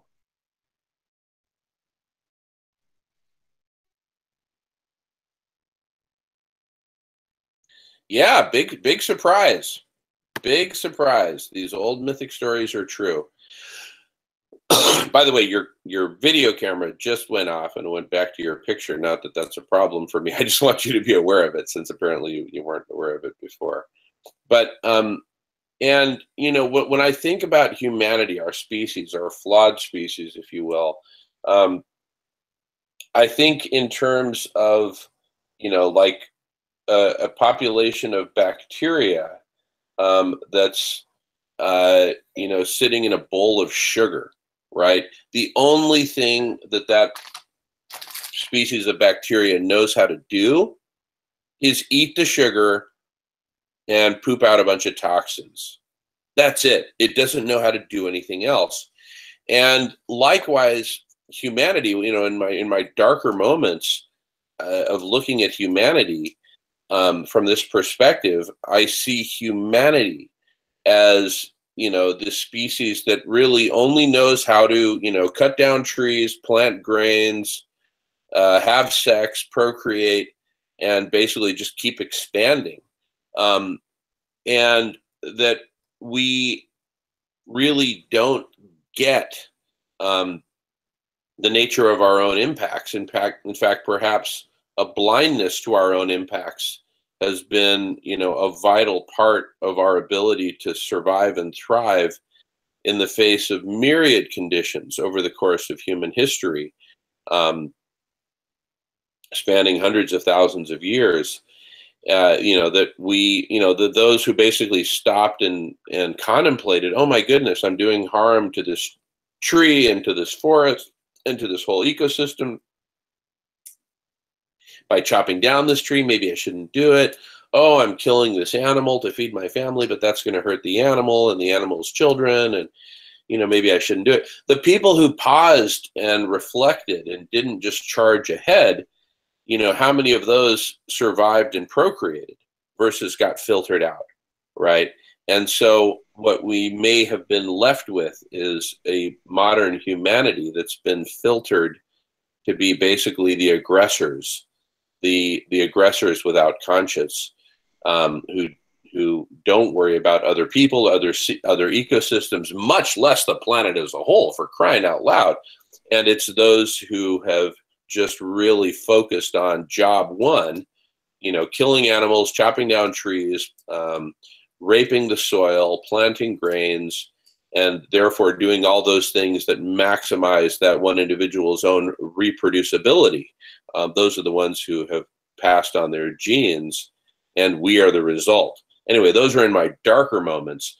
But what's inspiring to me is that along our evolutionary pathway, we've also evolved, ethics and philosophy and self-reflection and whole paradigms and philosophies of transformation and evolution, the hero's journey, et cetera, et cetera. And we can say, hey, we can actually participate in our own evolution, in our own, coming together to create a whole new form, really a whole new species, because radical collective intelligence is a whole new species. My love of my life, my Queen Melianor, who I do some videos with, we talk about, as we come together and merge our lives together and merge our bodies and minds and everything together, we have the experience of becoming a new species, the man-woman pair. And that's very much like a new species because it's a new organism. It's different than just one individual talking with another individual or interacting as individuals. We are merging together as one. And so this harkens to a concept that Dr. Newtopia and I explored together over, close to a year ago, which is the topic of the massgasm, the mass, of humanity coming together as humanity, as a united humanity. And, whereas an individual can experience an orgasm, the collective can experience a massgasm by coming together. And, we experience it on our hangouts and on our collaborations.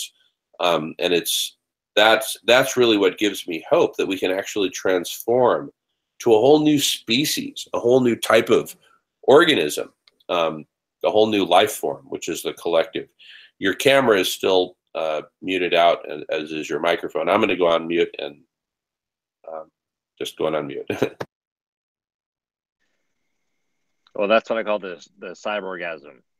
And, it's interesting that what was once considered weakness, right, is now considered strength, right?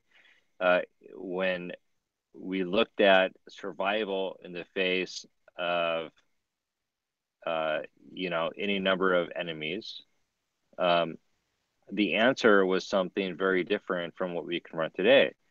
It reminds me of the very well known metaphor or analogy of we're fighting yesterday's wars, right? Um, Basically, that which won the war yesterday is going to lose the day today. What can we do differently, right? And how do we know the difference? That depends upon collective intelligence, right? There's no way we can predict in advance, as any number of individuals, what it's going to take, because all of that is based upon past experience. We have to look to the future to solve our problems, and the future depends upon a new level of consciousness, of awareness, right, of intelligence, which is beyond any individual. This is not like General Patton with his master plan, right, scheming to carry the day. That may have been precisely what was necessary in World War II, in certain circumstances to defeat the Nazis or whoever. But we can't look to that as some sort of example of what it's going to take for us to win, right? As Donald Trump might say, right? Because it's not an individualistic effort. It's not something that any one person can say, "Hey, let's do it this way," as opposed to that. It's way too complex. The problems, the set of solutions necessary, any one individual is going to push things in one direction, which is going to cause, as we say, unintended consequences, right? Unintended consequences in another direction, right? That's if there's any inevitability in all of this, is that by pushing in any one direction, we're going to essentially be pushed back in another, right? There's going to be there's going to be unintended consequences that cannot be accounted for by any one individual or group of individuals. It's going to take an accounting of the whole, right, to be able to address the holistic problem that we confront. That problem, of course, is abrupt climate change, first and foremost, but that's coupled, of course, with any number of other associated problems. And so it becomes quite complex. How can we solve our problems without causing other problems, right?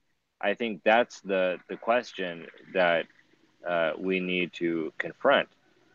And only collective intelligence has the ability to do that to the extent that we're, willing and able to do it.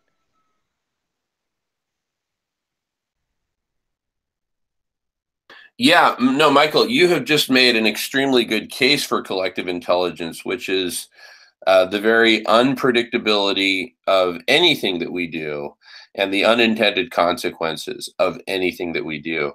And the best way that we have conceived of, you and I and others, for addressing that fundamental paradox is collective intelligence, bringing people with multiple different perspectives and realms of experience together so that we can say, okay, we can't predict things with crystal ball clarity, but the very best that we can do is to bring all of our expertise and knowledge and wisdom together and try as best we can to say, okay, all of it, the failings along with the successes, right? These are all data points to draw upon, right? Can any one mathematician calculate the effects? No, right?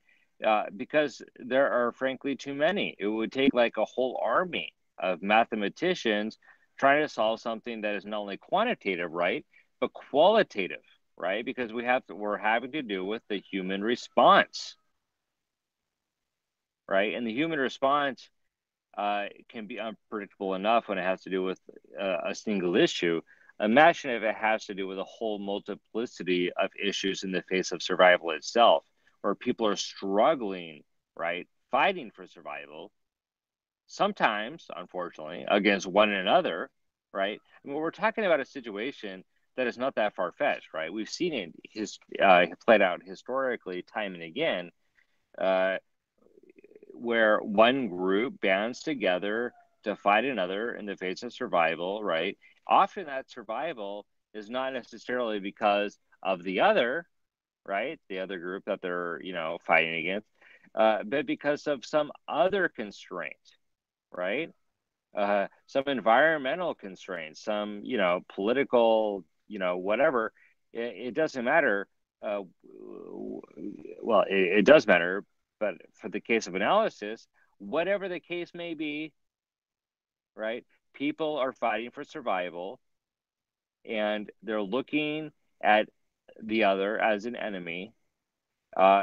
Clearly, that is not a paradigm that is going to work when it comes to solving a global set of problems, such as global climate change.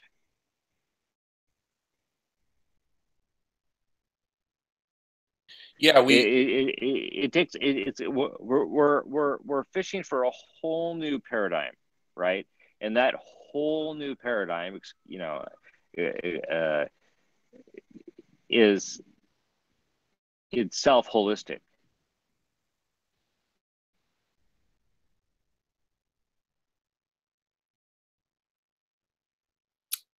I just need to finish chewing here for a second, and I'll respond.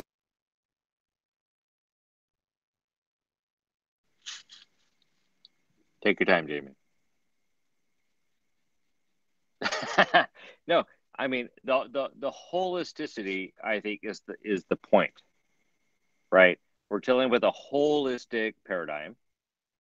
Uh, and that holistic paradigm requires something beyond uh, anything that has been put forward to date as a solution to any problem. Because hitherto, it's always been like, hey, here's a problem. What's a solution? Whoever can come up with the solution wins a prize, right? That kind of mentality. Well, what if the solution itself required, um, because of its very nature, a set of solutions that was beyond any one, individual or group of individuals, precisely because any problem solved causes another problem, right? That is the very nature of climate change. Hallelujah. Hallelujah. And it's the very nature of hoarding and the modality of life on Earth centered around hoarding that we experience and are suffering from today. And here's where I'd like to introduce, to those who aren't familiar with it, the concept of the global holistic model, because we talk about all these different perspectives coming together around collective, forming collective intelligence. And each human perspective on Earth, without any exception that I know of, is limited. There, each individual's experiences, knowledge, education, living experience, it's all limited to what they've experienced. They don't know everyone else's perspective. I'm kind of stating the obvious. Yeah. Well, you know what? State the obvious, right? Because it's kind of like saying, the best, let the best ego win, right? I mean, that's a preposterous statement, but that's pretty much what we've been saying all along. Let that ego, let the strongest ego, let the most dominant ego dominate. That's kind of what we've been saying. And then let's give that ego the award, right? But as soon as we say that, it sounds so stupid.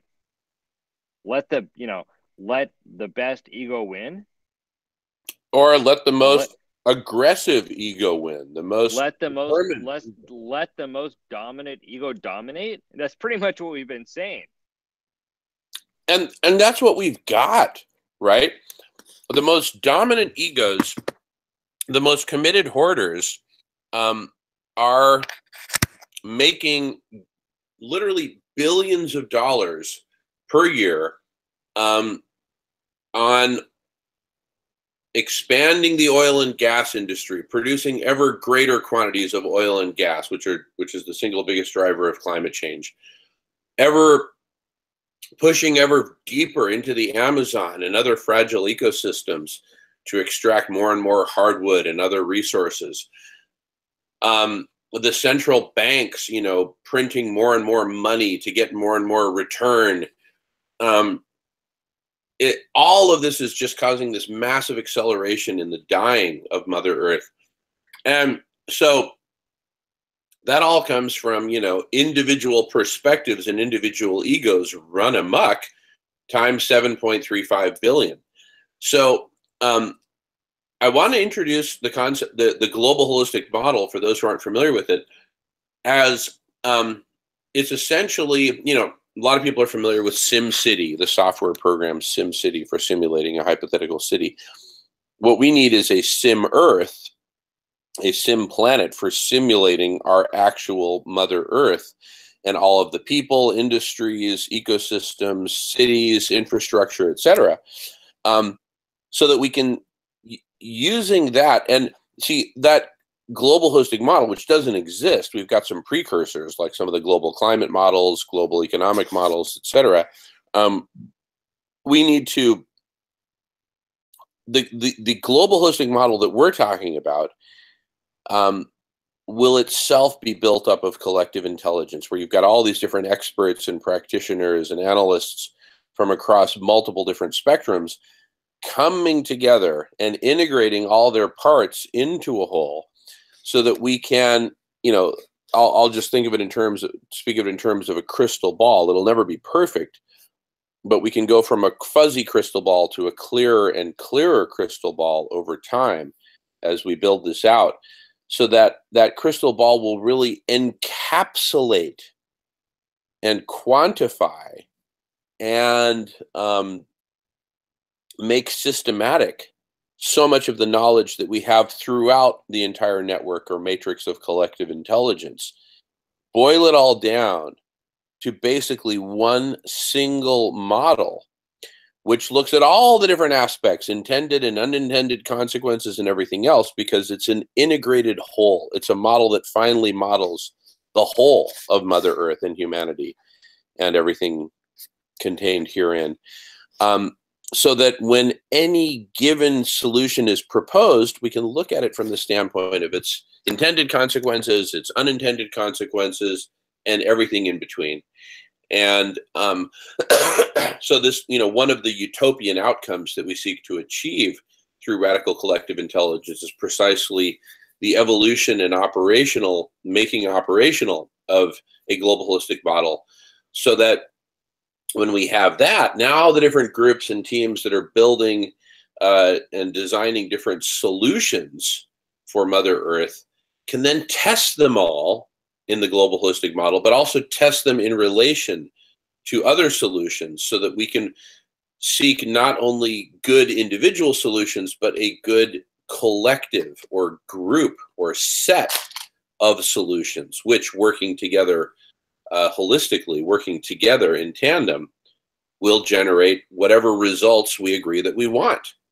And I know that's a bunch of mouthfuls all kind of rolled into one, but the idea is that we break away from, individual ego creating individual solution for specific intended consequences, but then having all kinds of terrible negative unintended consequences. Move away from that syndrome to a holistic paradigm and a holistic process where this new organism of humanity coming together like an ant colony, we can actually guide ourselves, guide the entire colony in an optimal way towards optimal healing and optimal preservation and saving of life on Earth. Going on mute.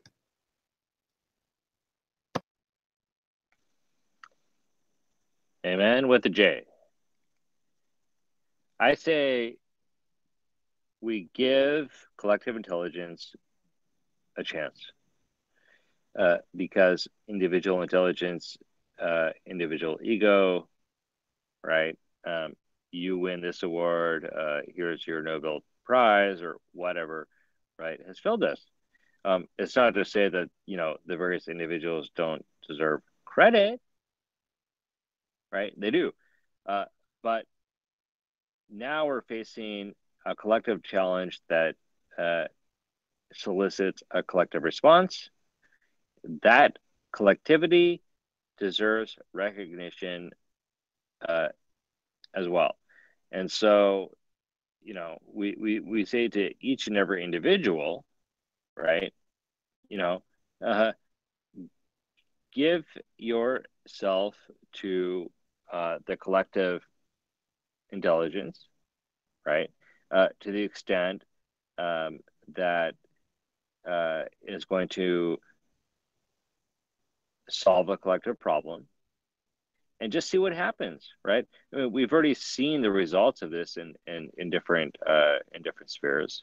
We could elaborate upon that, I suppose, somewhat to a certain extent, but that we need to see a new modality, a new collective approach to problems that are frankly beyond the ken of any and every individual. That's an exciting prospect, right? Because as you said, Jamin, it essentially calls forth a new form of organism, right? That is an evolutionary step for humankind.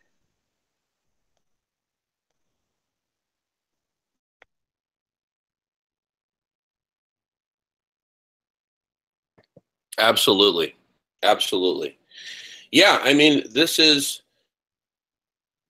which we are proposing, we've been articulating what our perspectives, where we're coming from. What we now need to hear is where you're coming from. What do you think? If not this, what else? Or if you think everything's just fine, then, jump on and tell us that, right? But we need far more folks involved in the conversation than what we've got currently.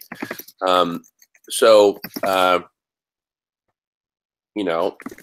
let's get it on. Yeah, there is no collective intelligence, right, without individual intelligence.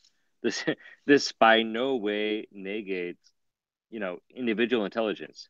To the contrary, right? Without individual intelligence, collective intelligence is impossible.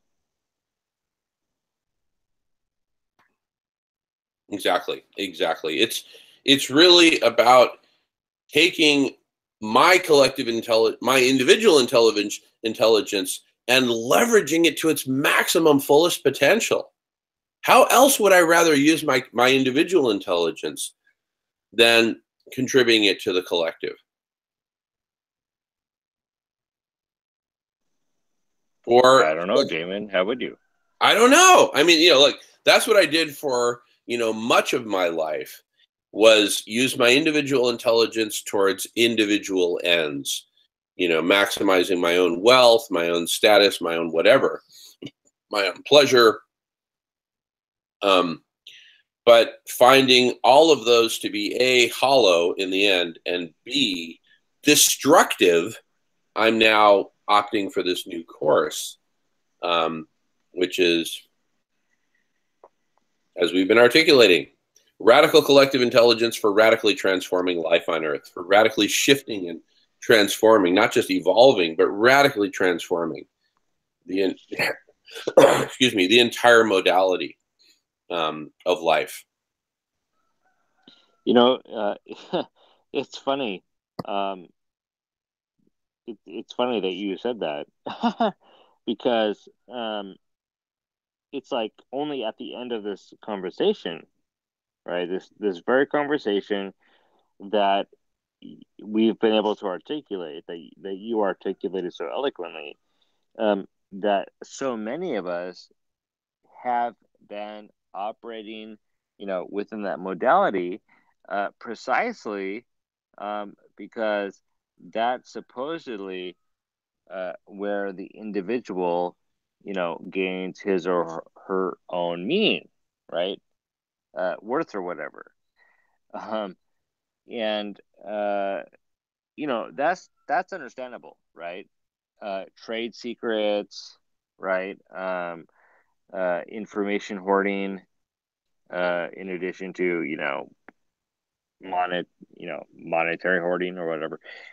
That's kind of been the dominant modality, right? And who would not submit his or her own solutions to his or her problems in the name of success, right? Success spelled with your name or mine. There's a whole new I think there's a whole new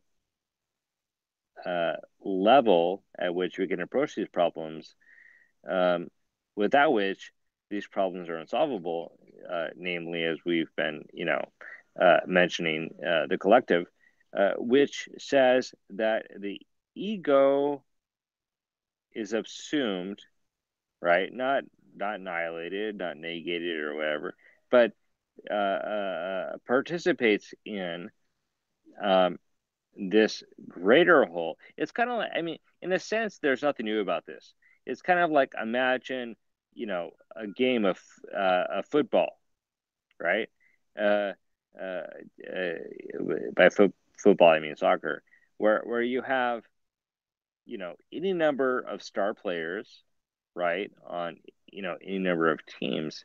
But this or that star is not going to shine forth unless the team itself is a winner, right? And the team itself is not going to be a winner if it relies solely upon this or that superstar, right? This is something that we've become very familiar with in other arenas, namely sports. If we do not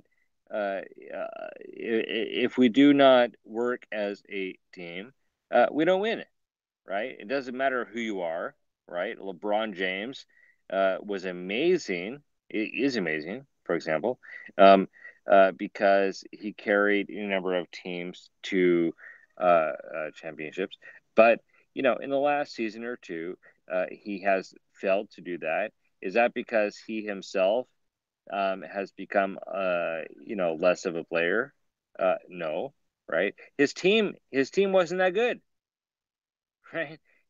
His team wasn't good enough that he himself could make the difference, that made a difference, namely to win. In the realm of sports, there's nothing new about this, right? The whole notion of teamwork and everything else, and subsuming the individual in terms of the collective. That's what's called for now, right? In the name of humanity. Who are our superstars going to be, right? Are they going to be, the LeBron James or whoever of humanity? No. It's either going to be a winning team comprised of certain superstars, or the team itself is not going to win, right? I mean, we're kind of dealing with something that elemental, I think.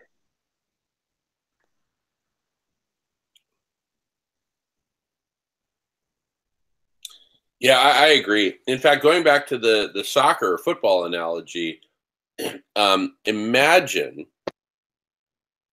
a scenario where you've got 22 players on the field, like you have in any professional soccer match, except instead of there being 2 teams, there are 22 teams. Each individual is their own team. And each one is fighting for the ball. So at any given moment, there's a crowd of people surrounding the ball. You know, 1 or 2 guys or gals are fighting over it, kicking each other and kicking at the ball. And even if they get their foot on it for a moment, you know, they're surrounded by, you know, a dozen or so enemies who are all trying to take the ball from them and make their own individual fast break. And as a result, as you can imagine, very few goals are scored, right? Period. There are probably going to be no winners and a lot of losers. And then you can imagine, and that's kind of like, that's, you know, a very rough approximation for life on Earth today, except I would modify it slightly where it's now more like there is one team of 6 representing the collective power of the oligarchy of the world. One team of 6 against 16 individuals, which is the rest of humanity, all operating very much as individuals. And the oligarchs are scoring all the goals, and the rest of the individuals are left with nothing but bruises and broken legs and whatnot. That's, I think, a more accurate depiction of reality today. The oligarchs are definitely scoring goals. The rest of the folks are hanging on for dear life, trying to survive, and it's a big bloody mess. Now imagine a third scenario where all 22 players on the field are all playing for the same team. There is one team, United Humanity. Can you imagine the number of goals that would be scored if all 22 players on the field were all pushing in the same direction? They'd score goal after goal after goal after goal. And that's what we're striving for here with radical collective intelligence and a new utopian vision for uniting humanity. I think that's a good, you know, theoretical metaphor for what we're talking about. Because obviously working against each other, we get what we've got, a dying world and life that's just not that much fun anymore. That's just the reality. It's not fun for anyone. You look at this recent Bill Gates interview, for example, on CNN. You know, he's laughing nervously. He's obviously uncomfortable. He's not enjoying life. He's miserable. I can attest to that personally, having worked with him. He doesn't have peace.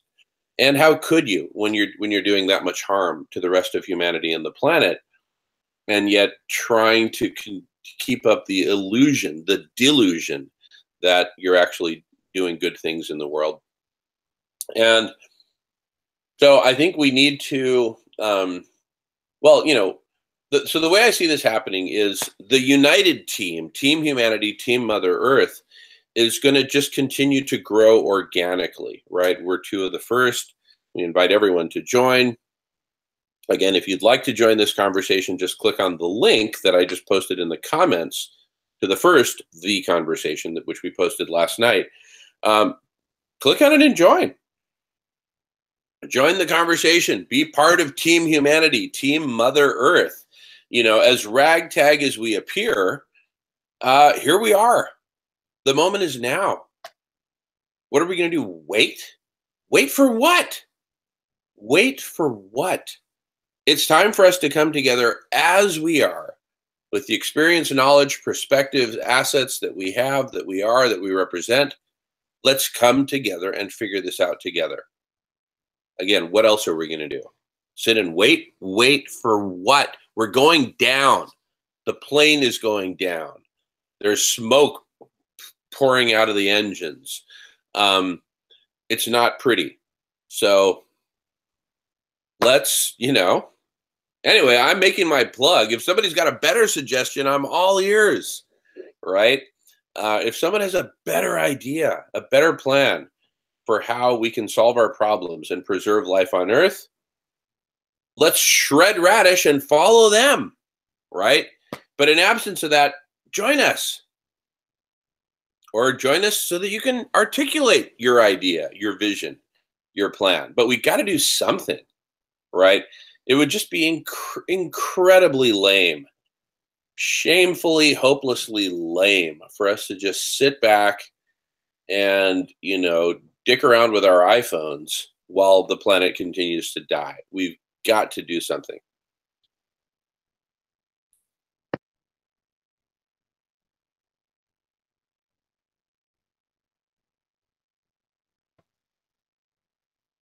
So here we are doing something and inviting you to join us. So please join us.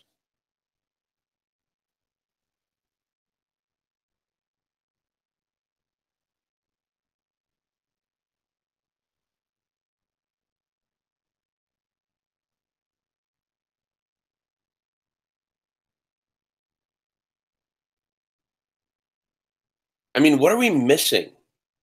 What's missing from this conversation?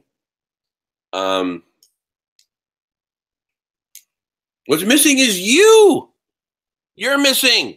And until you're here in the conversation, it's not complete. With you here, it'll be perfect. So let me just do a quick screen share one more time and show what I'm talking about, how to join this conversation. So to join this conversation, you go to the conversation, which we posted last night. And somewhere near the top, you'll see that I posted a comment, Jamin Shively, we're kicking off part 2. And at the end of that is a link that you click on. If you click on that link, you will be in this conversation with us. That means that in addition to me and Michael being broadcast to the world, you will be broadcast to the world. Your voice will be heard. And I know this is all very impromptu. We're going to be scheduling more of these conversations and putting them up in the calendar. You can join those as well. But it would just be really awesome if some people just joined and said, hey, I'm here. I hear you guys talking. I probably missed the first half of it, so I don't have the full context, but I'm answering the call. I'm jumping in. Here I am. Let's get together and talk about this. What do we need to do? We've got some concrete proposals on the table, some of which we're actually implementing. But we're far from having a complete plan. If we had a complete plan, we'd just be executing on that. We need you and your ideas, your best creative thoughts, and ideas, designs, concepts, inventions.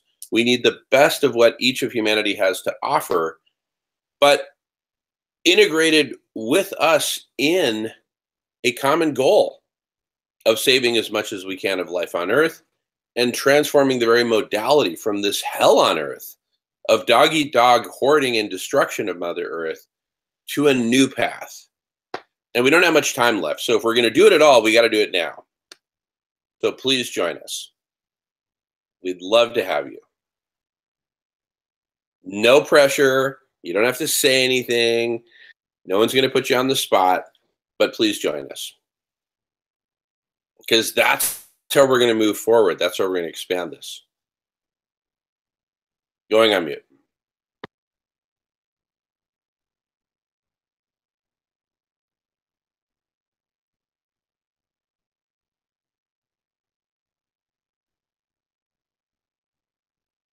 I'm laughing because somebody like 6 minutes ago just posted a comment that says, shut up and plant some trees. Isn't that hilarious? I mean, were it that simple, right? Maybe that is the answer. Well, look, if that is the answer, join us and tell us why. Make the case for it. And who knows, if I'm convinced, maybe I will shut up and you'll never see me on another YouTube video and I'll be out planting trees. Were that enough? Were that enough? Right? So so please join the conversation. And let's see. No, that was actually on a different conversation that they posted it on Social Club at the End of the World, focusing on Guy McPherson's latest predictions. Shut up and plant some trees, but it's equally appropriate here, I would posit. So, and that's really my, my biggest kind of beef with the broader YouTube community. We get these comments, these kind of drive-by comments, analogous to drive-by shootings. But we need some engagement here. Come join the conversation. Going on mute.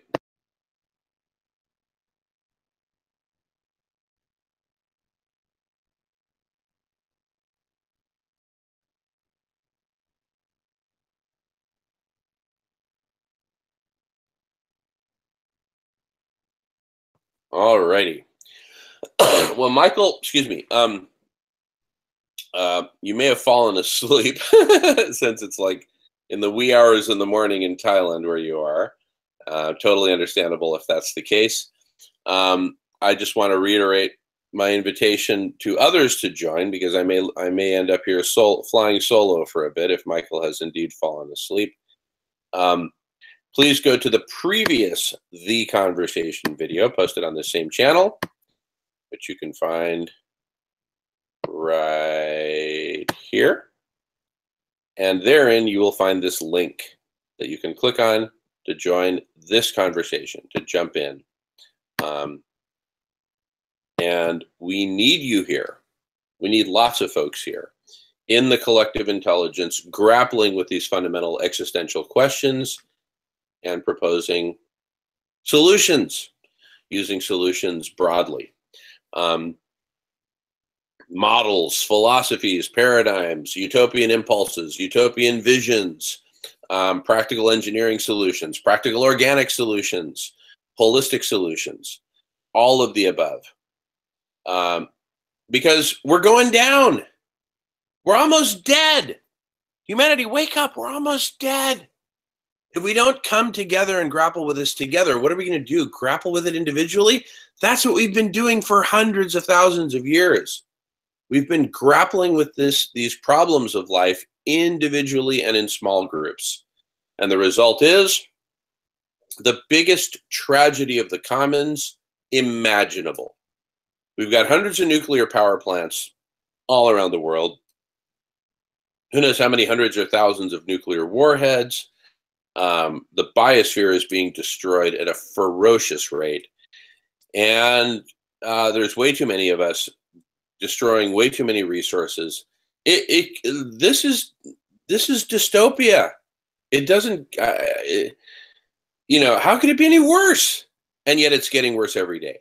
So if we don't take some radical steps and come together and band together and use our collective intelligence and our collective power, it's very predictable what's going to continue to happen. We're going to continue to go down on this death spiral. So join the conversation. We'll be doing many more of these, and we invite everyone to join. It's part of our grand experiment in radical collective intelligence to save as much of life on Earth as is possible. I thank you all for watching. Michael, I assume you're either asleep or momentarily indisposed. In any case, I want to thank you, Michael, for carrying the torch with me here today. And I want to thank you all who've been watching and listening. And we welcome your comments. And most importantly, we welcome and urge you to participate, because we need participation. Fair enough? All right. With that, I'm going to go on. I'm not going to end it, but I'm going to go on mute and just take a little break here. If other people join in, just speak up, and I'll be here to jump in as well. Otherwise, we'll terminate this within probably a few minutes. Thank you all for watching, and look forward to seeing you.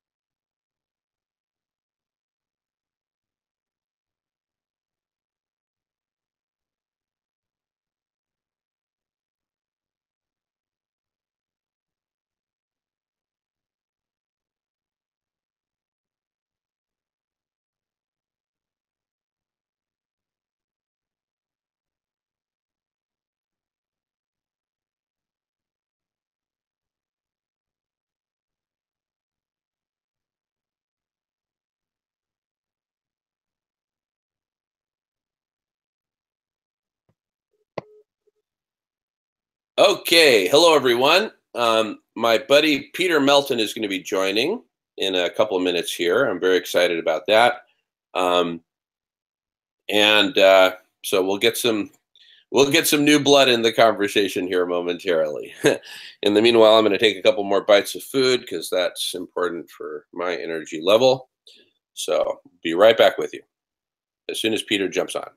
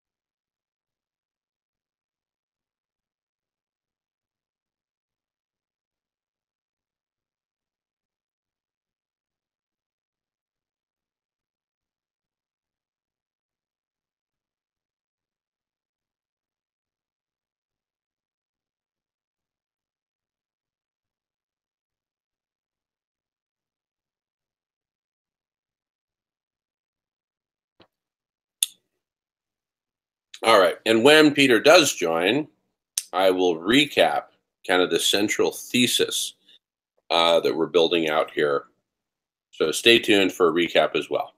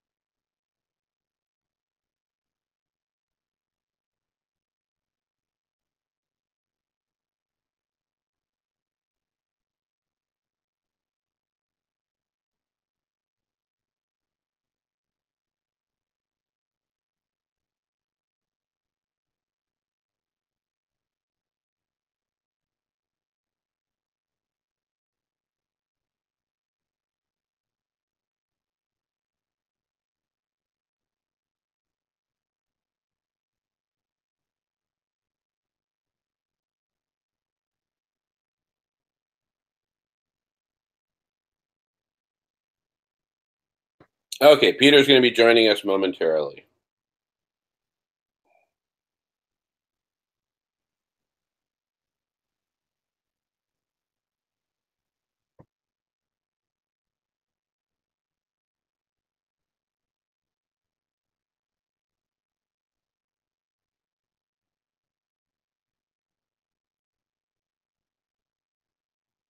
And I see that someone sent me a note on Google Plus saying that they tried to get in but couldn't. So that's a concern. We'll have to figure out why that is and make this more seamless in the future. So I apologize if you've tried to get in but couldn't. Um, I really don't know what to say about that. Just make sure, number one, make sure you're logged into your Google account, your Gmail, and just click on the link that we posted in, and I'll just screen share again.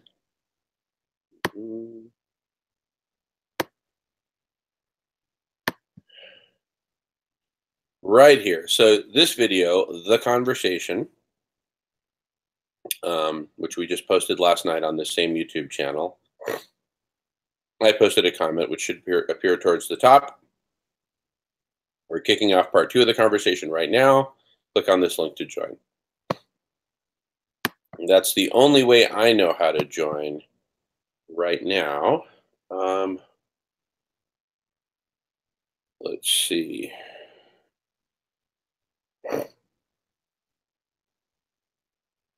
Okay, Peter's having some trouble joining. Let me help him out.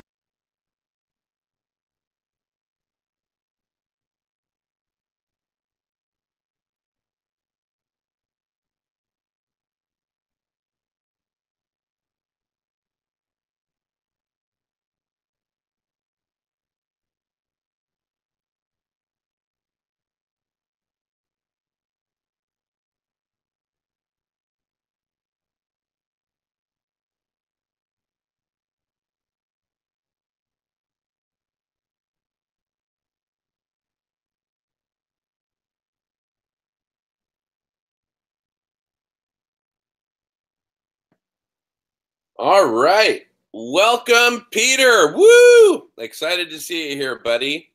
Welcome to the conversation. Your microphone is muted. Now it's not. Let me mute myself. Well, actually, let's just talk without echo. If there's no echo, there's no need to mute. But if we have echo, I don't hear an echo. You hear an echo? No. No echo. Okay. All right. So we don't need to mute at the moment anyway. If other people join, we'll see if that changes. Anyway, thank you for joining, Peter. Would you like me to kind of give a recap of what we've been talking about up till now? Hello, there's my face. All right. Great to see you, Peter. Goodbye, face.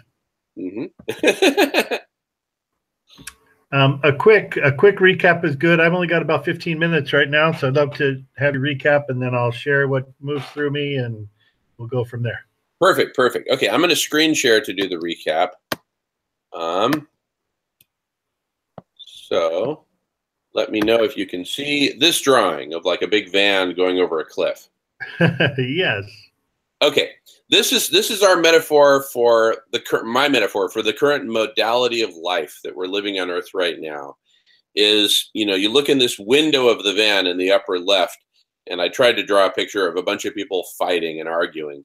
And that's, basically we're fighting and arguing for a better space, a window seat within the van, for more seat space. We're fighting and arguing over food and other resources. It's a dog-eat-dog world. But in the meantime, the entire van, including Mother Earth, is heading over the edge of a cliff. And we're getting very close to the edge of the cliff right now. And then you'll see I kind of draw this picture of this chain up here, which has chained the entire van and everyone in it to this what I call a modality of life, which is a modality of hoarding and ego, greed, fear, right? So we're all born into captivity. We're born inside the van, born in this modality of life of hoarding, where I don't care whether you're rich or poor or anywhere in between, we're all hoarding. We're all trying to get more stuff, more land, more resource, more whatever, more money. That's, you know, the fundamental and extremely unfortunate modality of life that we all find ourselves in. And you know, we explored other possible modalities of life, including communism, and but currently the modality of life is characterized by what I call a global neo-capitalist. It's not exactly capitalism. It's basically economy by the oligarchs for the oligarchs. And it's destroying everything. It's destroying people, communities, natural resources. It's state supported, state funded, state insured, you know, too big to fail and all that stuff. The current Trump administration is a great example of it. The Obama administration was an even better example of it. He was trying to push through TPP, for example, which would have been a huge step forward on this whole suicidal train of economy of hoarding, government and economy by the oligarchy for the oligarchy. And what we're proposing as an alternative is a utopian vision of radical collective intelligence, as we've talked about on numerous other videos, to design and orchestrate a transformation of the entire global economy, and in fact of the modality of life on Earth, whether it's organic, whether it's revolutionary in one big phase transition, whatever the case, that's what is urgent for us to bring about, is a transformation of life on Earth, where among the most urgent projects would include, but not be limited to, geoshading, refreezing the Arctic. That's absolutely crucial to buy us some time and to stave off this catastrophic exponential runaway heating, which we're just on the cusp of. Building our ecologies to shut down the nuclear power plants so that life on Earth at least has a chance. If we leave the nuclear power plants alone, if we don't take active steps to shut them down, then we run the risk of 440 nuclear reactors essentially all going Fukushima roughly at once, frying the atmosphere and eliminating the possibility of life for all futures. We certainly don't want that. So we got to shut down nuclear. It's in the event that we don't shut down nuclear while we have business as usual. That's why that's where we're talking about building these ecologies, so we can shut down nuclear power plants even after we've gone Mad Max, right? Other saving and shepherding life on Earth, and yet other ecologies for saving human life, which I put as a third priority to the previous. Just kind of, you know, the world according to Jamin, the priorities that I would recommend, but there's, you know, gazillion other priorities, and it's all of this is worthy of a big holistic discussion so that we can figure all this out together. And therefore, you know, with real estate, it's all location, location, location. With what we're proposing to transform the current death spiral that we're on, van going over the cliff, choose your metaphor, it's all about collective intelligence and exercising our collective power and really starting to operate as a collective rather than, you know, 7.35 billion egos all, you know, pulling in different directions, and in the process pulling Mother Earth apart and destroying life on Earth. So that's the basis of the shtick that I'm proposing here. And as a first stage of collective intelligence, it's all about people coming together and having this conversation, right? What's wrong with the world? What do we need to do to save life on Earth? What might that look like? Et cetera, et cetera. So that's where we're at. That's a real brief recap. Love to hear your thoughts, or if you have questions for me to clarify more about what I was just talking about, happy to do that. In any case, go on unmute. All right. Wow. Well, I just got to start by saying powerful presentation of your thoughts, and just so big, such gargantuan vision and visioning that it almost got to spread my arms to even listen. Um, it's like, wow, because that's just so obviously so far from the lives we've been marinated in and find ourselves in now. Wow. I hear you. I see the perspective. It's well, I guess that's why we do these conversations, to dare to even grok what's at stake. Grok what are we called to do amidst that, because it sure does seem, in particular with what's going on in the Arctic right now, like we are fast track to major shifts, and we know the major shifts don't fare well. Um, and just I guess just to mark it up myself, the speed of the train, the speed of the van going downhill and ready to go off a cliff, and even just holding that is incredible. That we might actually be closer than we want to think we are, and even if we're not, all the more reason to get going. And that get going is so different than what traditional activism has felt like. That there's another aspect of grokking all this. It's like, wow, how do you slow down the train to even have time to talk about it, let alone like I like to drawing, there we are surviving as best as we can survive, and that means getting everything we possibly can. And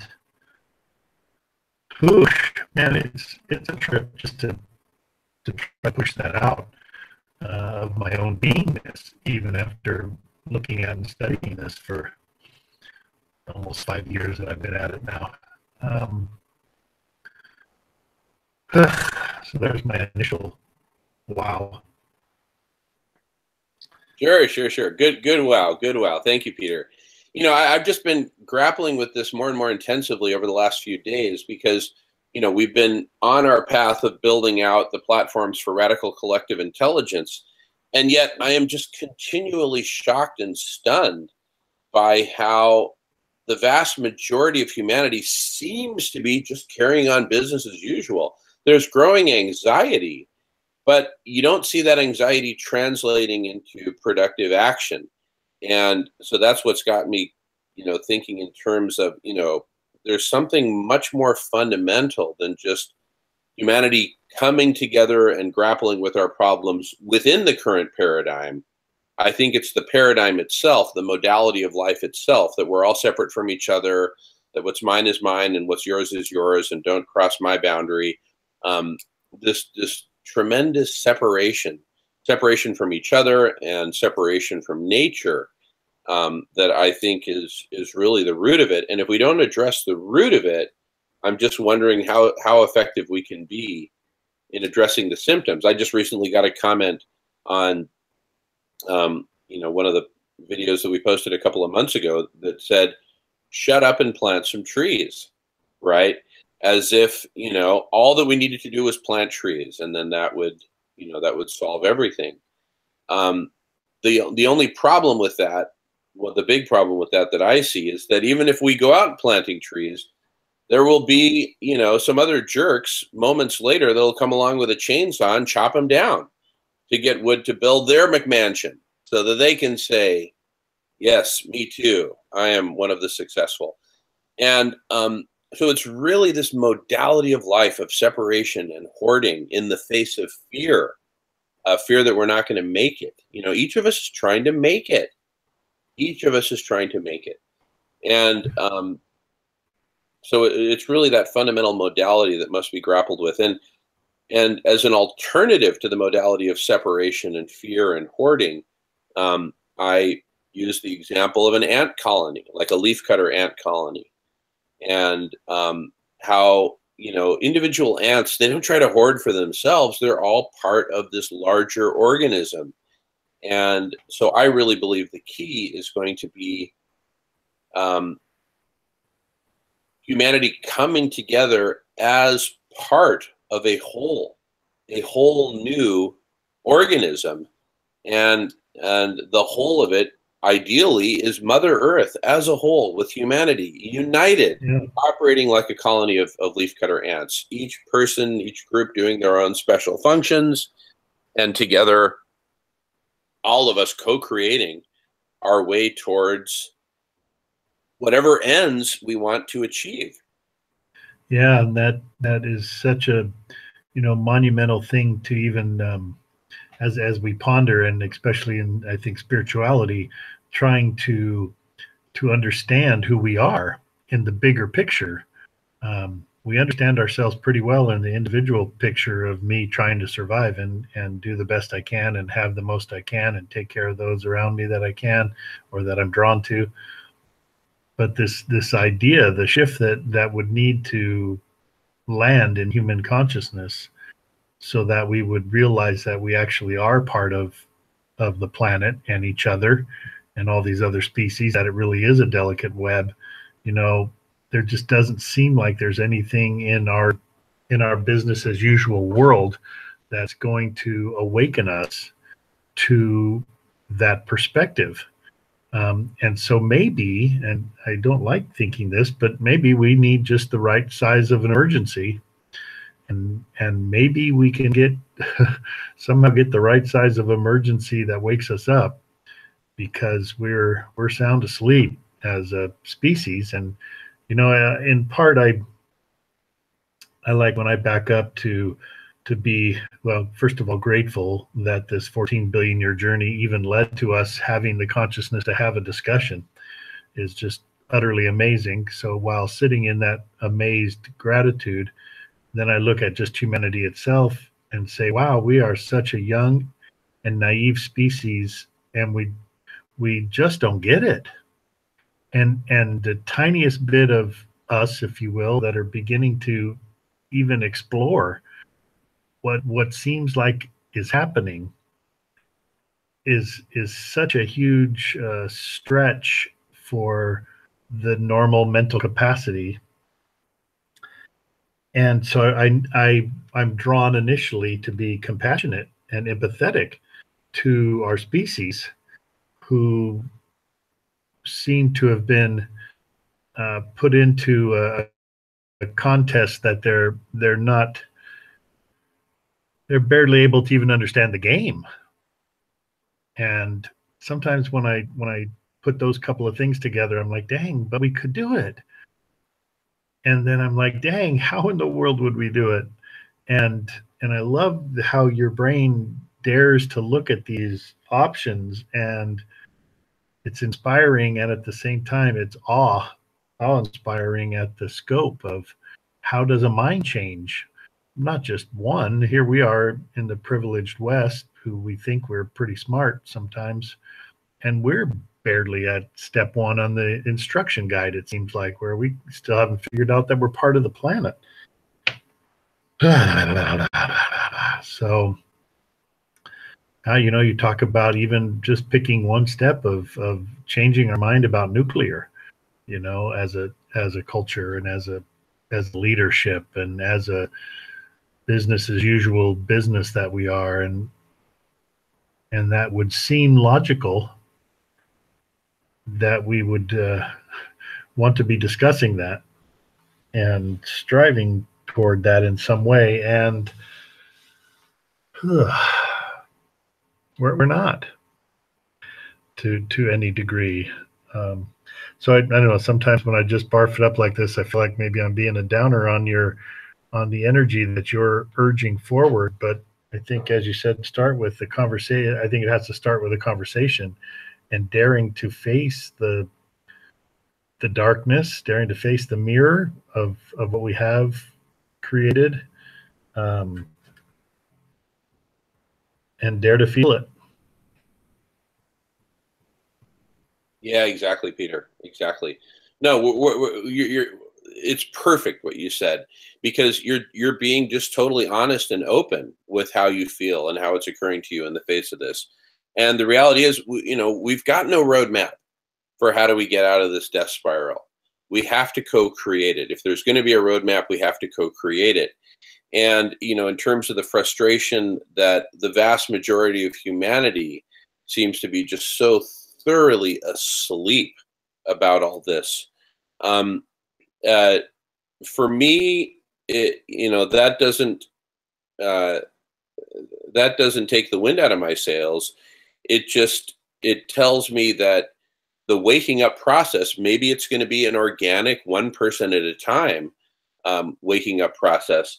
And if you look at it from the perspective that, all right, in the absence of the vast majority of humanity getting it, what's probable is we're going to continue on the death spiral, and it's going to accelerate, and we'll be in a Mad Max hot world relatively soon, with massive food shortages, collapse of modern civilization.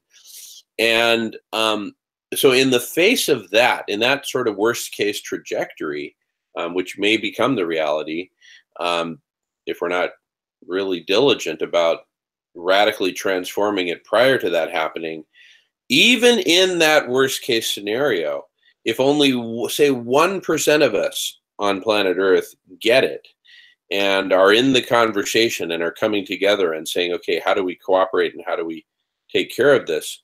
I think that 1% of us can still pool our resources, develop a collective intelligence orders of magnitude smarter than any collective intelligence organized on Mother Earth to date, that's human based.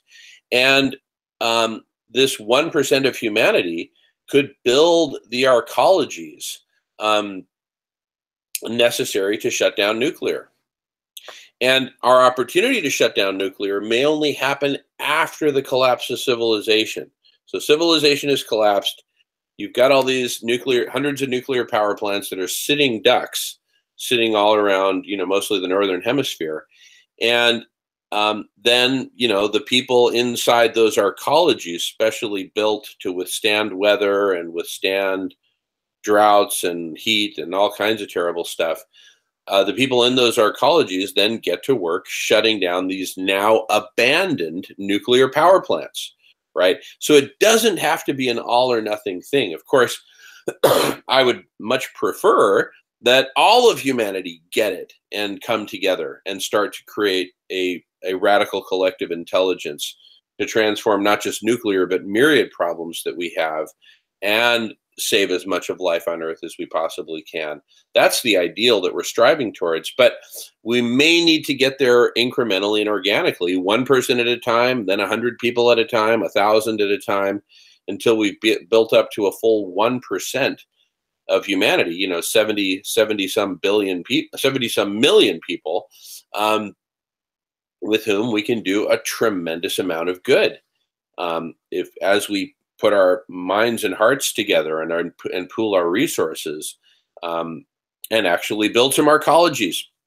Because here's the thing, in that scenario, the arcologies that we build and the new culture that we'll create together, centered around radical collective intelligence and global transformation, that will be quite a sight for the rest of humanity to behold. And they'll say, well, who are these crazy people, who are talking about abrupt climate change and shutting down nuclear and transforming the modality of life and the mode of production of the global economy? If nothing else, we will be a curiosity to those who haven't woken up and don't get it yet. And who knows, maybe that 1% will be the tipping point, and then we go after the rest, the other 99, and get them on board, right? All through their own choice, their own free will. Because how else could it be? I don't imagine a dictatorship really taking the reins and transforming things successfully. I think it's going to take a much more positive, approach. And that's what we're pioneering here. We're just daring to have the conversation. What's it going to take to transform life on Earth? What's it going to take to save life on Earth? Where are we at right now? And it is so maddening to see the vast majority of people, we're like over 99%, appear to be just going about business as usual, as if ignoring the problem is going to make it go away. Yeah, more and more articles coming out, more and more people speaking to things, more and more obvious what's happening, in particular in the Arctic. And yet we hold the mentality that it's just weather, and weather fluctuates all over, and it's okay. And boy, interesting times, to say the least. I got to wrap up here in the next minute or so, a couple minutes, and so I so appreciate the vision and your daring, and I'm still working through, what it takes for me to find that line.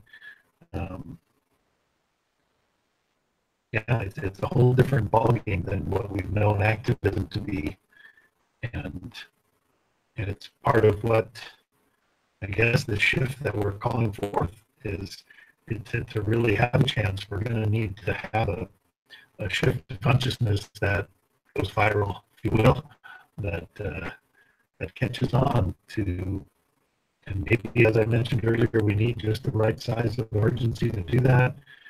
Does the Arctic setting records and having maybe this blue ocean event, does that trigger it?